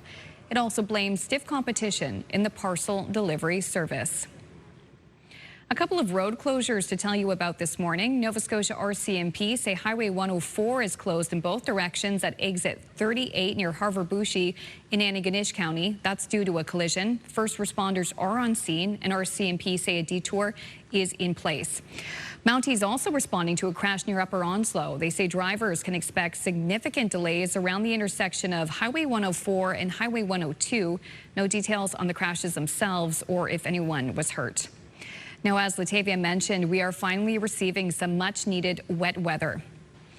Here's a look at the early morning rainfall in Dartmouth. As we've been reporting, much of Atlantic Canada is struggling with drought conditions. We've had very little rain since early June. Some areas have been under voluntary or mandatory water conservation restrictions. Halifax Water says while the rain is welcome, more wet weather is needed to lift their restrictions. It's not anticipated that we will be lifting any restrictions until we get a significant amount of rain over a prolonged period of time. A dwindling supply at Lake Major prompted mandatory conservation measures in the Dartmouth area. If more rain doesn't come soon, phase 2 of the utilities conservation measures could come into play. Brighter news now, and an exciting time in the world of sports. On Saturday, Canada has a chance to etch its name in the record books and win its first ever Women's Rugby World Cup as they take on hosts England. Joining us now is TSN rugby analyst and former player for Acadia University, Andrea Burke. Good morning to you. This is huge. How did Canada get to this point? Oh, good morning, Amanda. It might seem like this is just a poof and where did they come from? But they've been building to this moment since the last World Cup. They came in second place they came in fourth place at the last World Cup. They lost in the semifinal, and they've done a really, really great job of bouncing back from that. So since the 2021 World Cup, which was played in 2022, the team has been building to build numbers, to build depth, to build extra international competition. In addition to that, many of the players like Julia Schell here from Guelph University has actually, they've gone over to play overseas in the Premier Division with the women's program. Same with Justine Pelletier, number 9. She was the last game's player of the match. She's been playing over in France. So it has been building over a really number of years, and some might say even on the shoulders of the giants that they stand on. I was at the 2014 World Cup final. I'm playing against England, and I'm so happy today that we get to celebrate another Canadian team going into the final. And with players like Sophie de Goody, who's going in for the try right here, I think Canada's chances are very good. I was going to say, because I mean, it's still tough competition going up against England. What will they be facing? England is incredibly seasoned. Canada hasn't beat them in a number of test matches. I believe are going to slow the ball down. England is very, very smart. And the difference when Canada played England in the semifinal of the 2022 World Cup is that I don't believe that Canada had the speed in the back line to match them. England's backs were like incredibly fierce. They were just piercing through the defensive line. And something that the team has done since then is working to build that structure and build the robustness and speed of our back line and speed of attack. And as well, like just getting that cohesiveness from 1 to 15. And those are the numbers on the backs of the jerseys of the players on the field.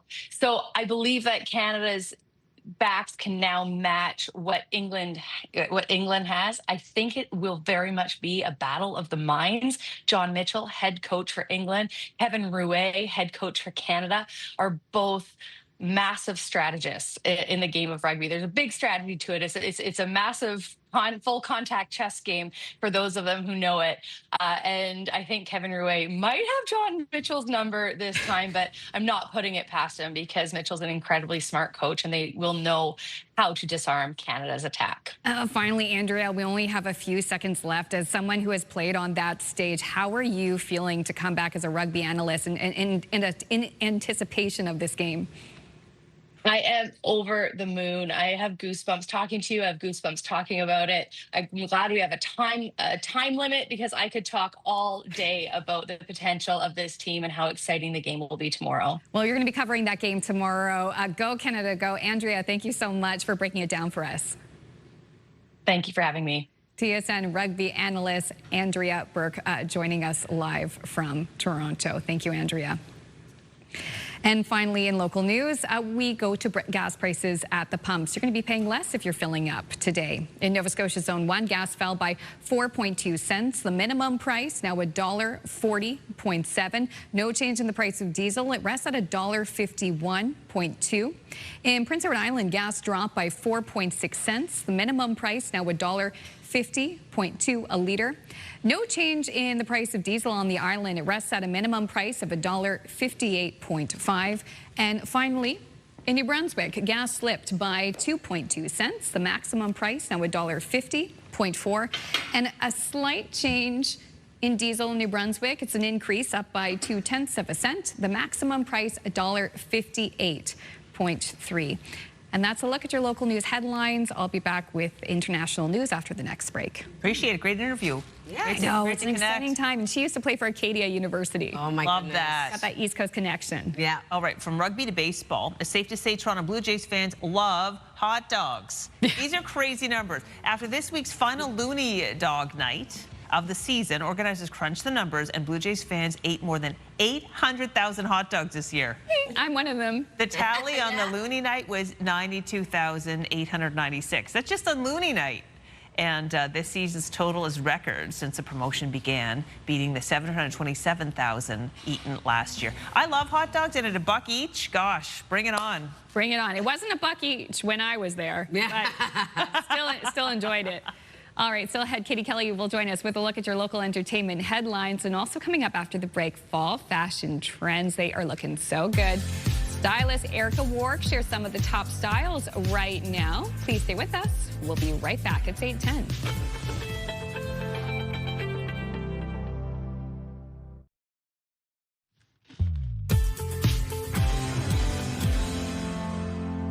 Welcome back, Atlantic Canada. The time now is 8:13. We're taking a live look at Fredericton. We're starting to see precipitation clear out.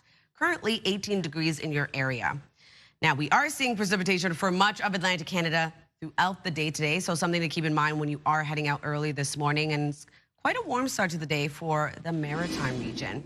As of right now, it is 19 degrees in Charlottetown with 20 degrees in Halifax, 16 starting off your day in Sydney, 13 into St. John's. We do still have a wind warning in effect for parts of Cape Breton Island until this afternoon, with a wind warning in the Wreck House area until this afternoon as well, with gusts of up to 100 kilometers per hour. Over to our forecast timeline. Slowly, this precipitation is starting to clear out of parts of the Maritime region. Into the afternoon, we will be seeing a bit more clearing for parts of all three Maritime provinces, seeing the heaviest of that rainfall now situated over to Newfoundland and Labrador into the afternoon. And then into the evening and overnight hours, lots of precipitation clears out, pretty clear skies.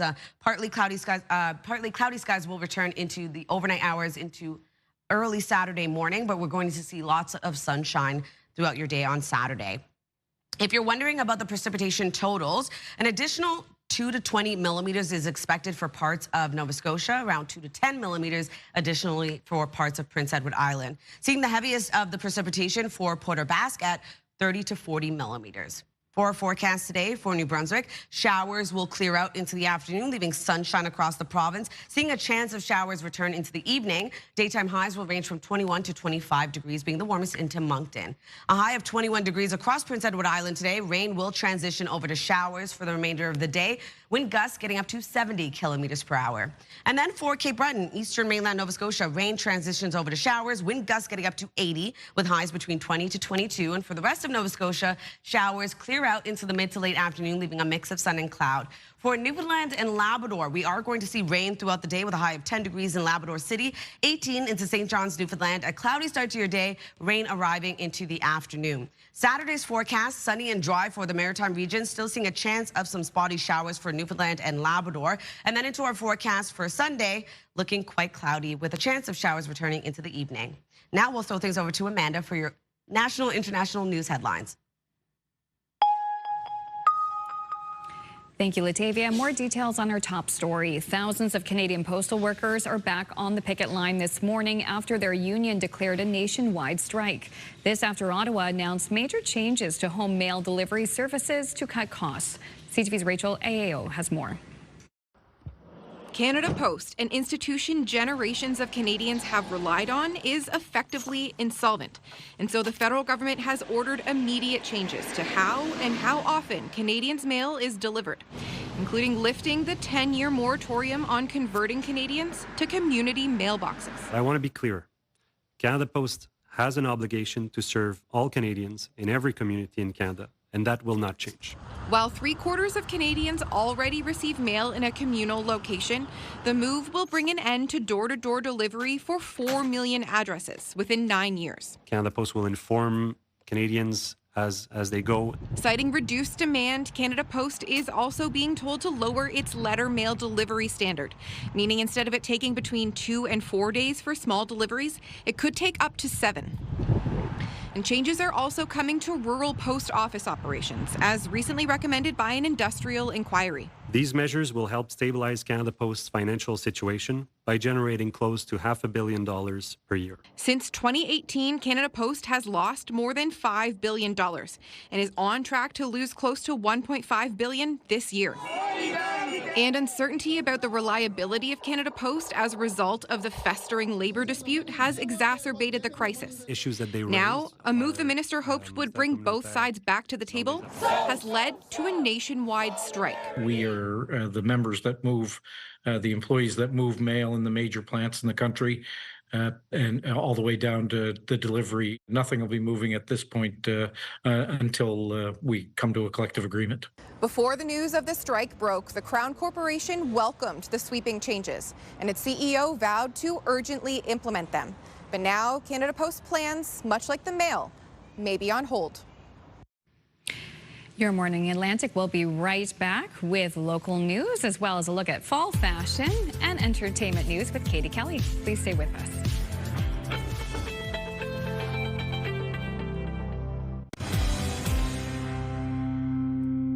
We're back back here at the QE2 Home Lottery Grand Prize Cottage in beautiful East Uniacke.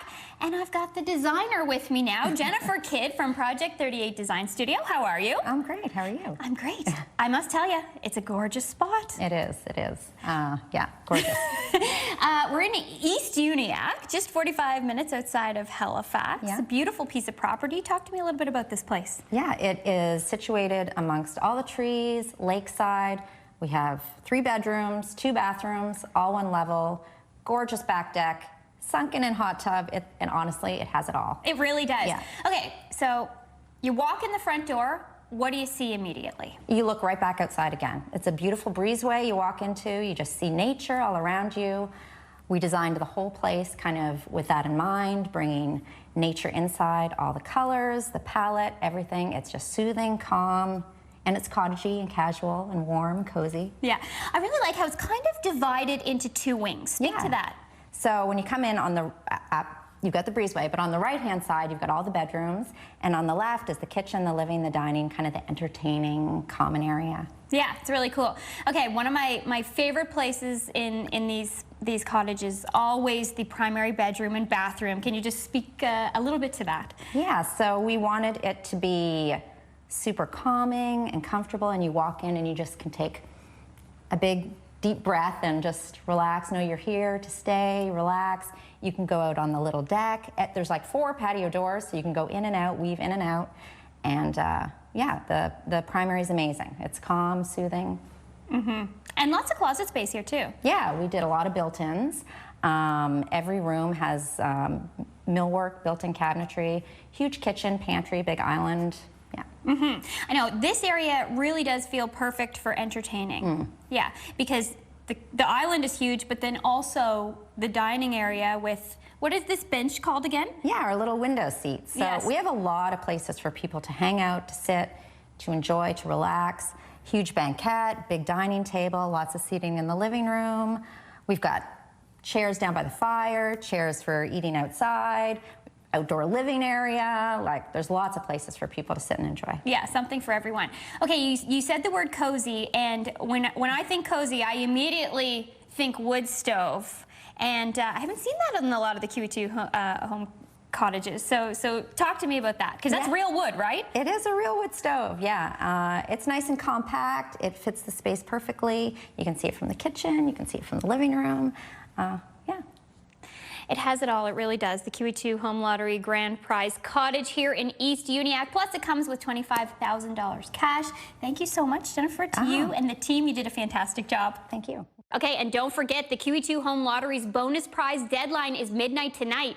You could win an Italian adventure or $100,000 cash. For more information, visit QE2HomeLottery.com. Fall is here, and with that comes the fashion, and this year it is good. Here to show us some of the top styles of the season, all at great prices, is stylist and our partner, Erica Work. Good morning, Erica. Good morning. I mean, listen, it's no surprise that as a stylist, fall is my favorite season. And the first place I always go to when I'm looking for fall essentials is Winners, where they offer the best selection of must-have trends and staples at incredible prices. And I cannot wait to show you what I found. It's seriously amazing. Okay, perfect. Well, let's begin. I understand Luxe Layers is the first story you're going to tell us. Yes, and I actually styled this on our model Tyra, who looks absolutely incredible. I chose to play with traditional fall colors like browns and burnt oranges, creams, and camel. I started with this beautiful knit sweater for just $29.99 and paired it with a fall staple, a faux leather trouser in brown for only $39.99. Now, when it comes to fall footwear, ankle boots are a must. And when you're wearing faux leather pants, opt for a different texture like suede to break it up to really make your boots pop. Now, coats are obviously also essential for fall, and Winners has wool coats starting at under $100. You just can't beat those prices. No, and this look is incredible. Tyra is definitely pulling it off, but honestly, anybody could pull that off. It's just gorgeous, gorgeous, traditional, but yet modern fall fashion. Okay. For sure. I heard that a bomber jacket is having a bit of a moment. Is that true? Very true. And it's not just the bomber jacket. We're also seeing it in like a barn style, an aviator style. They're all must-have jackets this fall. And I really love them personally because you can easily dress them up or down, and you can find them in any color. But I personally love the deep chocolate brown that we're seeing right now. Here I styled this jacket with a really great pair of relaxed jeans in a medium wash and paired them with a denim boot for a trendier approach. Now, when you're working with neutrals, with your clothing, don't be afraid to have it pop a color like I did here with this beautiful butter yellow bag. And by the way, I got this bomber and it's real leather for just 89 bucks. Whoa, real leather? I love real leather. That's amazing. Okay. I ended up keeping that for myself, to be honest. Yeah. I was like, it's so good. No, it's a staple. You'll be wearing that for years, but particularly For right sure. now, it looks amazing. Okay, what's next? Okay, so I also wanted to talk about a color that I absolutely love for fall, which is green. And the reason I love green for fall is because it's sort of a way to dip your toe into color. It's a very safe color. And I really feel it's a beautiful color that can easily be mixed and matched, not only with neutrals, but also other fall colors like orange. I love this plaid jacket for just $59.99. Now, I use this coat as sort of my starting point, styling it with a killer pair of tall boots for under $100, and then mix some textures using similar shades of green with a high shine slip and suede tote. Now, I completed the look with an oversized knit turtleneck for some style and comfort. Love the boots so much. I would love to get those. And we got about maybe less than a minute left, Erica, but I know you wanted to talk about animal print, so let's do it. Yes, for our last look, it's back on Tyra, and I think she looks incredible in this look. So listen, I love leopard print year round, but if you're wanting to try a new animal print for fall, try snake. Similar to leopard, it's still made in a neutral color palette, making it easy to incorporate with items you already have at home. Here I doubled up the snake print for a monochromatic look with this amazing moto jacket for only $49.99, paired with this gorgeous bodycon dress, also for just $49. And since I styled this look for a night out, I opted for a really fun metallic boot to really make this outfit pop. I love this look head to toe. Me too. We're just soaking it all in. Erica, wow, you are good at what you do. Thank you so much for sharing these great inspo ideas with us today. Like, so good. Thank you for having me. It's always a pleasure. That was Erica Warwick, our partner and stylist with great ideas for fashions you can update your fall wardrobe with winners.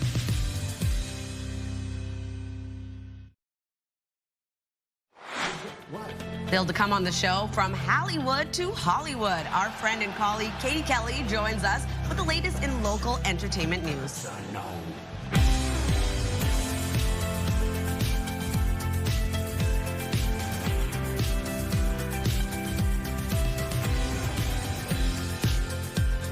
Oh, that's going to be fun. It's 8:31. Also, toward the end of the show, we're going to share your responses to our Move Morning Chat. We were asking about some grammar mistakes that drive you a little wild, ones that you're trying to fix yourself. I just wanted to share mine quickly. Sneak peek, when it's spelled out. You know, when you say, I'm going to take a sneak peek. So I wrote it out there. The one on the left with the A in it, that's wrong, but I see it spelled that way all the time. Like, we're going to take a sneak peek at what's coming up. I see it in articles. Yeah. I see it in advertising. I see it on social media all the time, and I always think of a sneaky mountain peak because P-E-A-K is like, the peak. But if you want to peek with your eyes, it's 2 E's. Tomato, guys. Potato, potato. That's a fun one. I'm really bad with my grammar, so it is what it is. You know what? We're all working on it. I try, though, really hard. All we can do is, like, this chat. I'm going to learn, definitely, when we have this chat later this half hour, I will learn some new things for sure. Same here. Now we're going to take a look at the weather over in Antigonish. Still wet over there, so keep that in mind when you are heading out on your morning commute.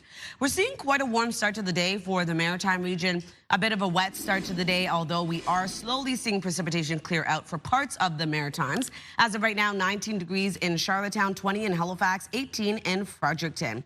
Still seeing a wind warning in parts of Cape Breton Island in the Wreck House area for Newfoundland. And over to our satellite and radar, you can see here that low starting to move east. It's going to bring wet weather over to Newfoundland and Labrador into the afternoon. Pretty breezy winds as well, so keep that in mind. You may want to opt for a raincoat instead of an umbrella. All right, I'll have one last look at your weather forecast just ahead, but first, a look at your local news headlines. Thank you, Latavia. Canada Post workers have walked off the job as part of a nationwide strike. It comes after the federal government announced sweeping changes on the horizon. The union says the strike is in response to what it calls the government's attack on the Postal Service and workers. This was the scene in Halifax last night. The government announced earlier in the day it would phase out door-to-door mail delivery within a decade and slow the pace of letter delivery. Now we have a national strike in progress, so CUPW is on strike from coast to coast. And this is a result of the minister's announcements yesterday that they were going to do away with more door-to-door delivery, lift a moratorium on the closure of rural post office, and lessen the service standards on mail delivery. The government says Canada Post loses $10 million a day and that it is seeing shrinking volumes of letter mail. It also blames stiff competition in the parcel delivery service. There are a couple of road closures to tell you about this morning. Nova Scotia RCMP say Highway 104 is closed in both directions at exit 38 near Harvard-Bouchey in Antigonish County due to a collision. First responders are on scene and RCMP say a detour is in place. The Mounties also responding to a crash near Upper Onslow. They say drivers can expect significant delays around the intersection of Highway 104 and Highway 102. No details on the crash themselves or if anyone was hurt. As Latavia mentioned, we're finally receiving some much-needed wet weather. This is a look at the early morning rain in Dartmouth today. As we've been reporting, much of Atlantic Canada is struggling with drought conditions. We've had very little rain since early June. Some areas have been under voluntary or mandatory water conservation restrictions. Halifax Water says while the rain is welcome, more wet weather is needed to lift their restrictions. It's not anticipated that we will be lifting any restrictions until we get a significant amount of rain over a prolonged period of time. A dwindling supply at Lake Major prompted mandatory conservation measures in the Dartmouth area. If sufficient rain doesn't come again soon, phase 2 of the utilities conservation measures could come into play. Meanwhile, in New Brunswick, the water levels at the Mactaquac Dam are too low to generate any power right now. Right now, we're experiencing very, very low river flows. It's kind of unprecedented. The last few weeks, if it keeps trending the way it's trending, we'll probably be at the lowest flow recorded since 1968. Water levels on the head pond are already low. So just like keeping a battery charged, NB Power has shut down the dam's generators to preserve the head pond in case they need it. At pumps here in the region, you'll be paying less to fill up with gas. Beginning with Nova Scotia Zone 1, gas fell by 4.2 cents. The minimum price now $1.40.7. No change in the price of diesel. It rests at $1.51.2. In PEI, gas dropped by 4.6 cents. The minimum price now $1.50.2 a litre. No change in the price of diesel on the island. It rests at a minimum price of $1.58.5. And in New Brunswick, gas slipped by 2.2 cents. The maximum price now $1.50.4. And a slight increase in diesel. It's up by 0.2 cents. The maximum price $1.58.3. Finally, one of the best-known children's charities in Cape Breton is going to mark a major milestone this weekend. This year, 2025, marks 10 years of Caleb's Courage. Perhaps this is something you're going to or could go to. Hundreds of people, many will be dressed like superheroes. They're going to gather at Petersfield Park on Sunday, marking 10 years of Caleb's Courage. So the movement started by Caleb MacArthur's parents back in 2015 with relatively humble intentions. They wanted to raise enough money to renovate a room in pediatrics at the Cape Breton Regional Hospital. But over the past decade, it has just grown, turned into a larger charity that helps so many local families. And on Sunday, Caleb's mom will reveal just how much they've raised over the past 10 years. That's going to be an incredible total, I'm sure. Yeah. Oh, yeah. A decade of good deeds for sure. Yeah. All right. We're going to give away some money right now. You might want to make a donation with this money. If you have it, it's yours to do whatever the heck you want with it. We give away $20,000. And now it is time to reveal today's code word. It's cash. Just plug that into our website at CTV Your Morning. That's where. Okay, there's the code word cash. My brain is failing me right now. There's ctvatlantic.ca is our website. Thank you. Just go to that. Or use a QR code. It's really very simple. I'm making it much more complicated. Just go, put in the word cash, and then tune in again on Monday. Get another chance to win. It's that simple. Yeah. All right, now we're going to take a look at your community calendar, highlighting some events. So the month-long celebration of the Campobello Island Sea Glass Festival is nearing its end. You still have time this weekend to enjoy a workshop on Saturday and a beach tour on Sunday. To learn more about the celebration, all things beachcombing and old treasures, head over to their website. Ooh, it looks like fun. Right? And get ready for the Legends of Hockey in North Rustico. The NHL Legends will take on a local team to see if they still have what it takes. The game takes place this Friday, September 26th, so today at 7 p.m. To learn more or to purchase tickets, head over to the website on your screen. Good one. And the South Shore Oktoberfest kicks off today at the Lunenburg waterfront. Enjoy local food and drinks, a marketplace, kids zone, and musical performances featuring Classified and lots more incredible artists in our region. The event runs until Saturday, so check out their Facebook page. Wow, why do you need to bring your own stein where they can provide the stein? I don't know. If you do have an upcoming event, send us the details, Your Morning Atlantic at ctv.ca. Stick with us, we'll be right back.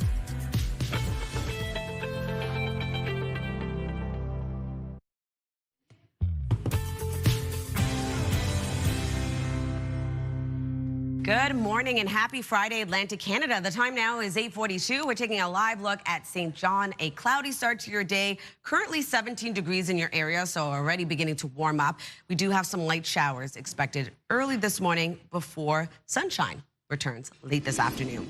Quite a muggy start to the day for the Maritime region. Already 20 degrees in Halifax, 19 starting off your day in Charlottetown, 16 degrees right now in Sydney, 18 in Fredericton, and 13 starting off your day in St. John's.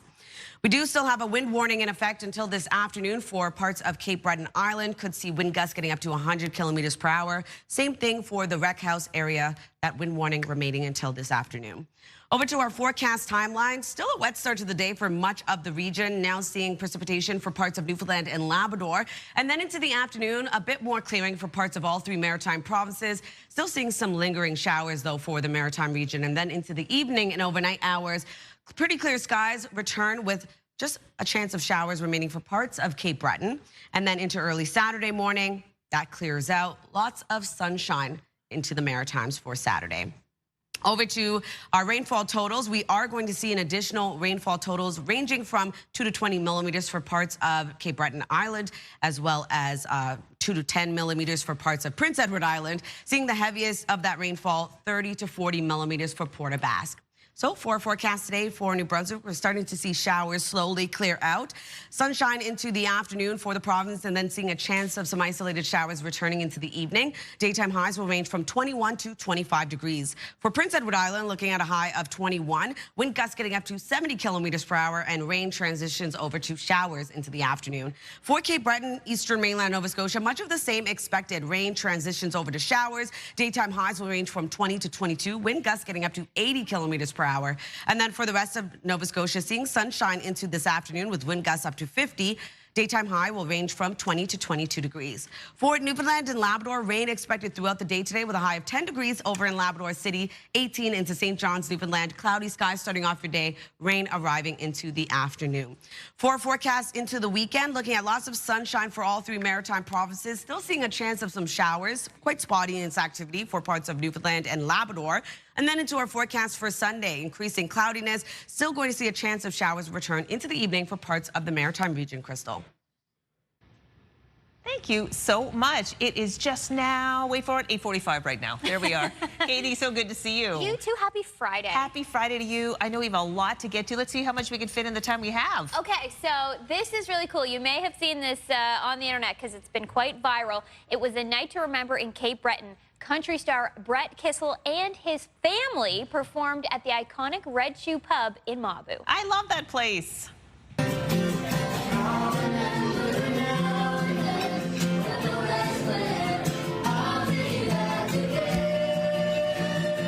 The crowd was treated to an impromptu kitchen party style sing-along proving music really does run in the family. Wow. The Red Shoe Pub shared this video on social media, and it's already racked up more than 130,000 views, along with thousands of reactions from fans across the country. So Brett has been on a little summer vacation with the family. They've been hanging out in Cape Breton, and he said they're having an amazing time. So it's just so cool to see, and I love how they're just embracing the culture. They were singing Rankin family songs. Amazing. So oh my cool. gosh, such a great part of the island too. Amazing. Yeah. Okay. Yeah. Yay. Awesome. So this is cool too. It's not every day a Hollywood star pops up in a local cafe, but that's exactly what happened this week. Actress Brooke Shields was spotted at the Kiwi Cafe, and she wasn't just grabbing a latte. She also picked up some of the cafe's bright orange merch, posing for a photo in their signature hoodie. Shields is in Halifax filming a new show called You're Killing Me, and her surprise visit has already gone viral, with fans thrilled to see a star supporting a local favorite. Oh my gosh, so awesome. I love Brooke Shields. I know. And what she's doing. She's aging naturally. She's so gorgeous. inspiring. Yay. And influencer marketing works, because I'm like, do I need an orange hoodie from I'm the thinking Kiwi Cafe? maybe I need to go to the Kiwi Cafe and get a latte right now. Oh, know, yeah, it's right? working. All right, next up, we're heading to the island. Lights, camera, and plenty of action are coming to PEI this fall. The Charlottetown Film Festival has unveiled the full lineup for its 11th edition. This year's program features 16 feature films and 4 short programs showcasing the best in indie cinema from across Atlantic Canada and beyond. Highlights include the world premiere of Tracy and Martina Going Out West, wow. TIFF favorite Blue Heron, and festival favorite Little Lorraine. The festival will also host industry panels, spotlight sessions, and special events. The Charlottetown Film Festival runs October 15th to 19th, and tickets plus festival passes all on sale now. Oh, I'd love to go to that. Great films. Yes. Great island. I love the art of the fox. I'm into that too. Yeah, so cool. Yeah, if you missed Little Lorraine, because I know people have been dying to see it, head over a little island vacay if you're not already over there. Great point, honestly, because it's hard to see some of those films in wider distribution. Although it is going to be distributed widely eventually. Yes, eventually. Yeah. Okay. Yes, and got like Tracy a and minute. Martina have a movie. Okay, Oh, let's I do know. one I'm more. excited about One more that. story? I know you and I we're too excited right now. I know. Oh, this is too good. It's all too much. Okay, we'll try and get one more thing in before our time's up. This is cool. So it's a mashup of wrestling and East Coast comedy that fans can't stop talking about. AEW, WWE's rival wrestling league, just dropped a promo featuring Canadian superstars Adam Copeland and Christian Cage. But it's who joined them that's turning heads. What?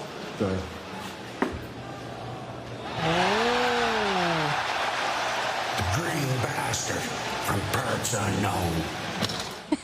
You recognize that guy, Crystal? I do. None other than in his green character. That's all I can say about the name.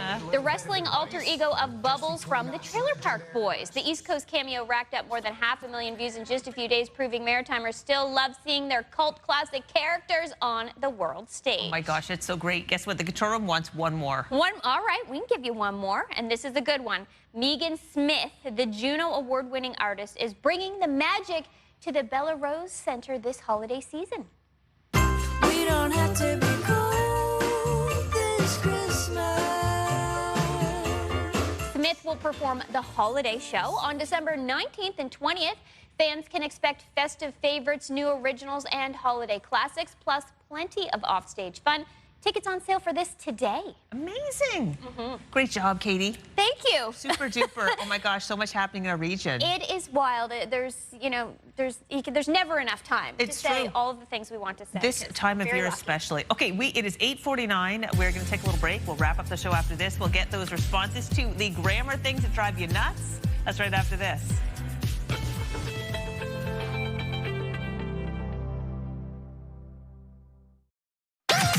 The #1 morning show in Halifax. Turk, Megan, and Amateur Alex. And home to the biggest artists. Halifax's #1 hit music station. 101.3 Virgin Radio. Welcome back. Okay, it's time now to reveal the responses from our Move morning chat. So throughout the morning, we were asking if there was some sort of grammatical or spelling mistake that just really grinds your gears, whether you make it and you're trying not to, or you hear it. Anyway, some of you had very similar responses. So Deborah writes, I seen. Oh, yeah. It's I have seen, and I saw, I hear this daily. It's true. I seen it. Yeah. People say that all the time. I wonder if it's an East Coast thing too, or if it's in other places. But this also bothers Beth, who texted, when people say I seen that instead of I saw that or I have seen that. Sometimes I This catch is a myself. good one because I've done this before. Oh, who me hasn't? too. Me too. But you're right. It's not right. Okay, this is a couple. Use guys. Oh, use guys. Colleen, it's you. I tell people ewes are sheep. Use guys. Use guys is one of my that must be favorites. a thing from here. You think so? Oh, no, use guys. Oh, yeah, that's a classic. Yeah. Oh, yeah. Yeah, Karen also agrees with that. She wrote into us and said the saying people say incorrectly, it's use guys. Use guys. Oh, drives me crazy. I think of my uncle Vinny. Remember that movie? Yeah, the Utes. Yeah, the Utes. The Utes. They were youth. Yeah. Oh, my cousin Vinny. Yeah, no. Utes. Speaking of corrections. Gosh, that's a good one. No, thank you. Okay, Lindsay says the word irregardless. Oh my gosh, Lindsay, this is the one for me. Irregardless. Oh. That is it. It's regardless. That's hilarious. What about anywho? Doesn't anyhow. I say anywho like 40 times a day. Anywho. I say anywho. I say any hoodle doodle. So does Latavia. Doodle, I love that one. Oh, we're so sorry. Latavia said anywho. Yeah, you hear it. You definitely hear Anywho, that. we need to move on. Anywho. Yeah, so sorry. We know we say it. From PEI, Jean says, I have two to add here. It drives me crazy when people say especially instead of especially. I feel that way with espresso. People say espresso. Yeah. Another one is so didn't I instead of so did I. Yeah, so thank you. Yeah, that's good. Another one, ask. Ask, yeah. Oh, ask. I've definitely struggled with that in the past. For sure. Oh, there's so many. There's so many. I still have to catch myself for saying, like, I don't want to take it for granted, like granted, emphasizing granted instead of I don't granted. want to take it for granted. Sometimes I see a piece of marble and I don't want to take that for granted. But Jeez Louise, you can tell it's a Friday. Yeah, anyways, thank you to everyone who took the time to send us a text. We really appreciate it. 10400 is the number. You can do it for the topic of the day. You can let us know how you're liking the show. If you're seeing a traffic issue in the area, want to send us a photo, you can also text us that way. Yeah, you really. Use guys can do it anytime. Use guys can do it, irregardless of the standard message and data fees. Anywho, we got to move on. Any hoodle doodle. Control room, do we want to do this last laugh or do we have to just wrap up the show? Oh, we've got time for this. Yay. This is a story I love. It's a story that proves you can do what you love if you're lucky enough to keep doing what you love. Just ask Pearl. Always take a practice shot. My husband, he was a wonderful golfer, and he said, we have to go out when I retire. And I said, okay, I'll be brave and I'll learn it. So this is Pearl Atwood. She's 100. What? She's still swinging strong. She's been playing for 50 years. She celebrated her 100th birthday at the golf course. She golfs every Wednesday morning on a Pennsylvania golf course, one of 60 women playing in a ladies' league. She credits her longevity in life to golfing. So, ladies, we need to get a membership and a set of clubs. Yeah, and her energy is also just infectious as well. So if you're lucky enough to live to the old age and you're able to keep doing what you love, keep doing it. We want to hear about it, too. You could text us that. We'd love to hear about people who are crushing it at all different ages. Oh, yeah. And we'd love it if you join us on the show Monday morning. Our partners at Covered Bridge Chips will join us with their first new flavor. Now, this is really big. It's after that fire destroyed their production facility last year. So we'll get a taste test and the update.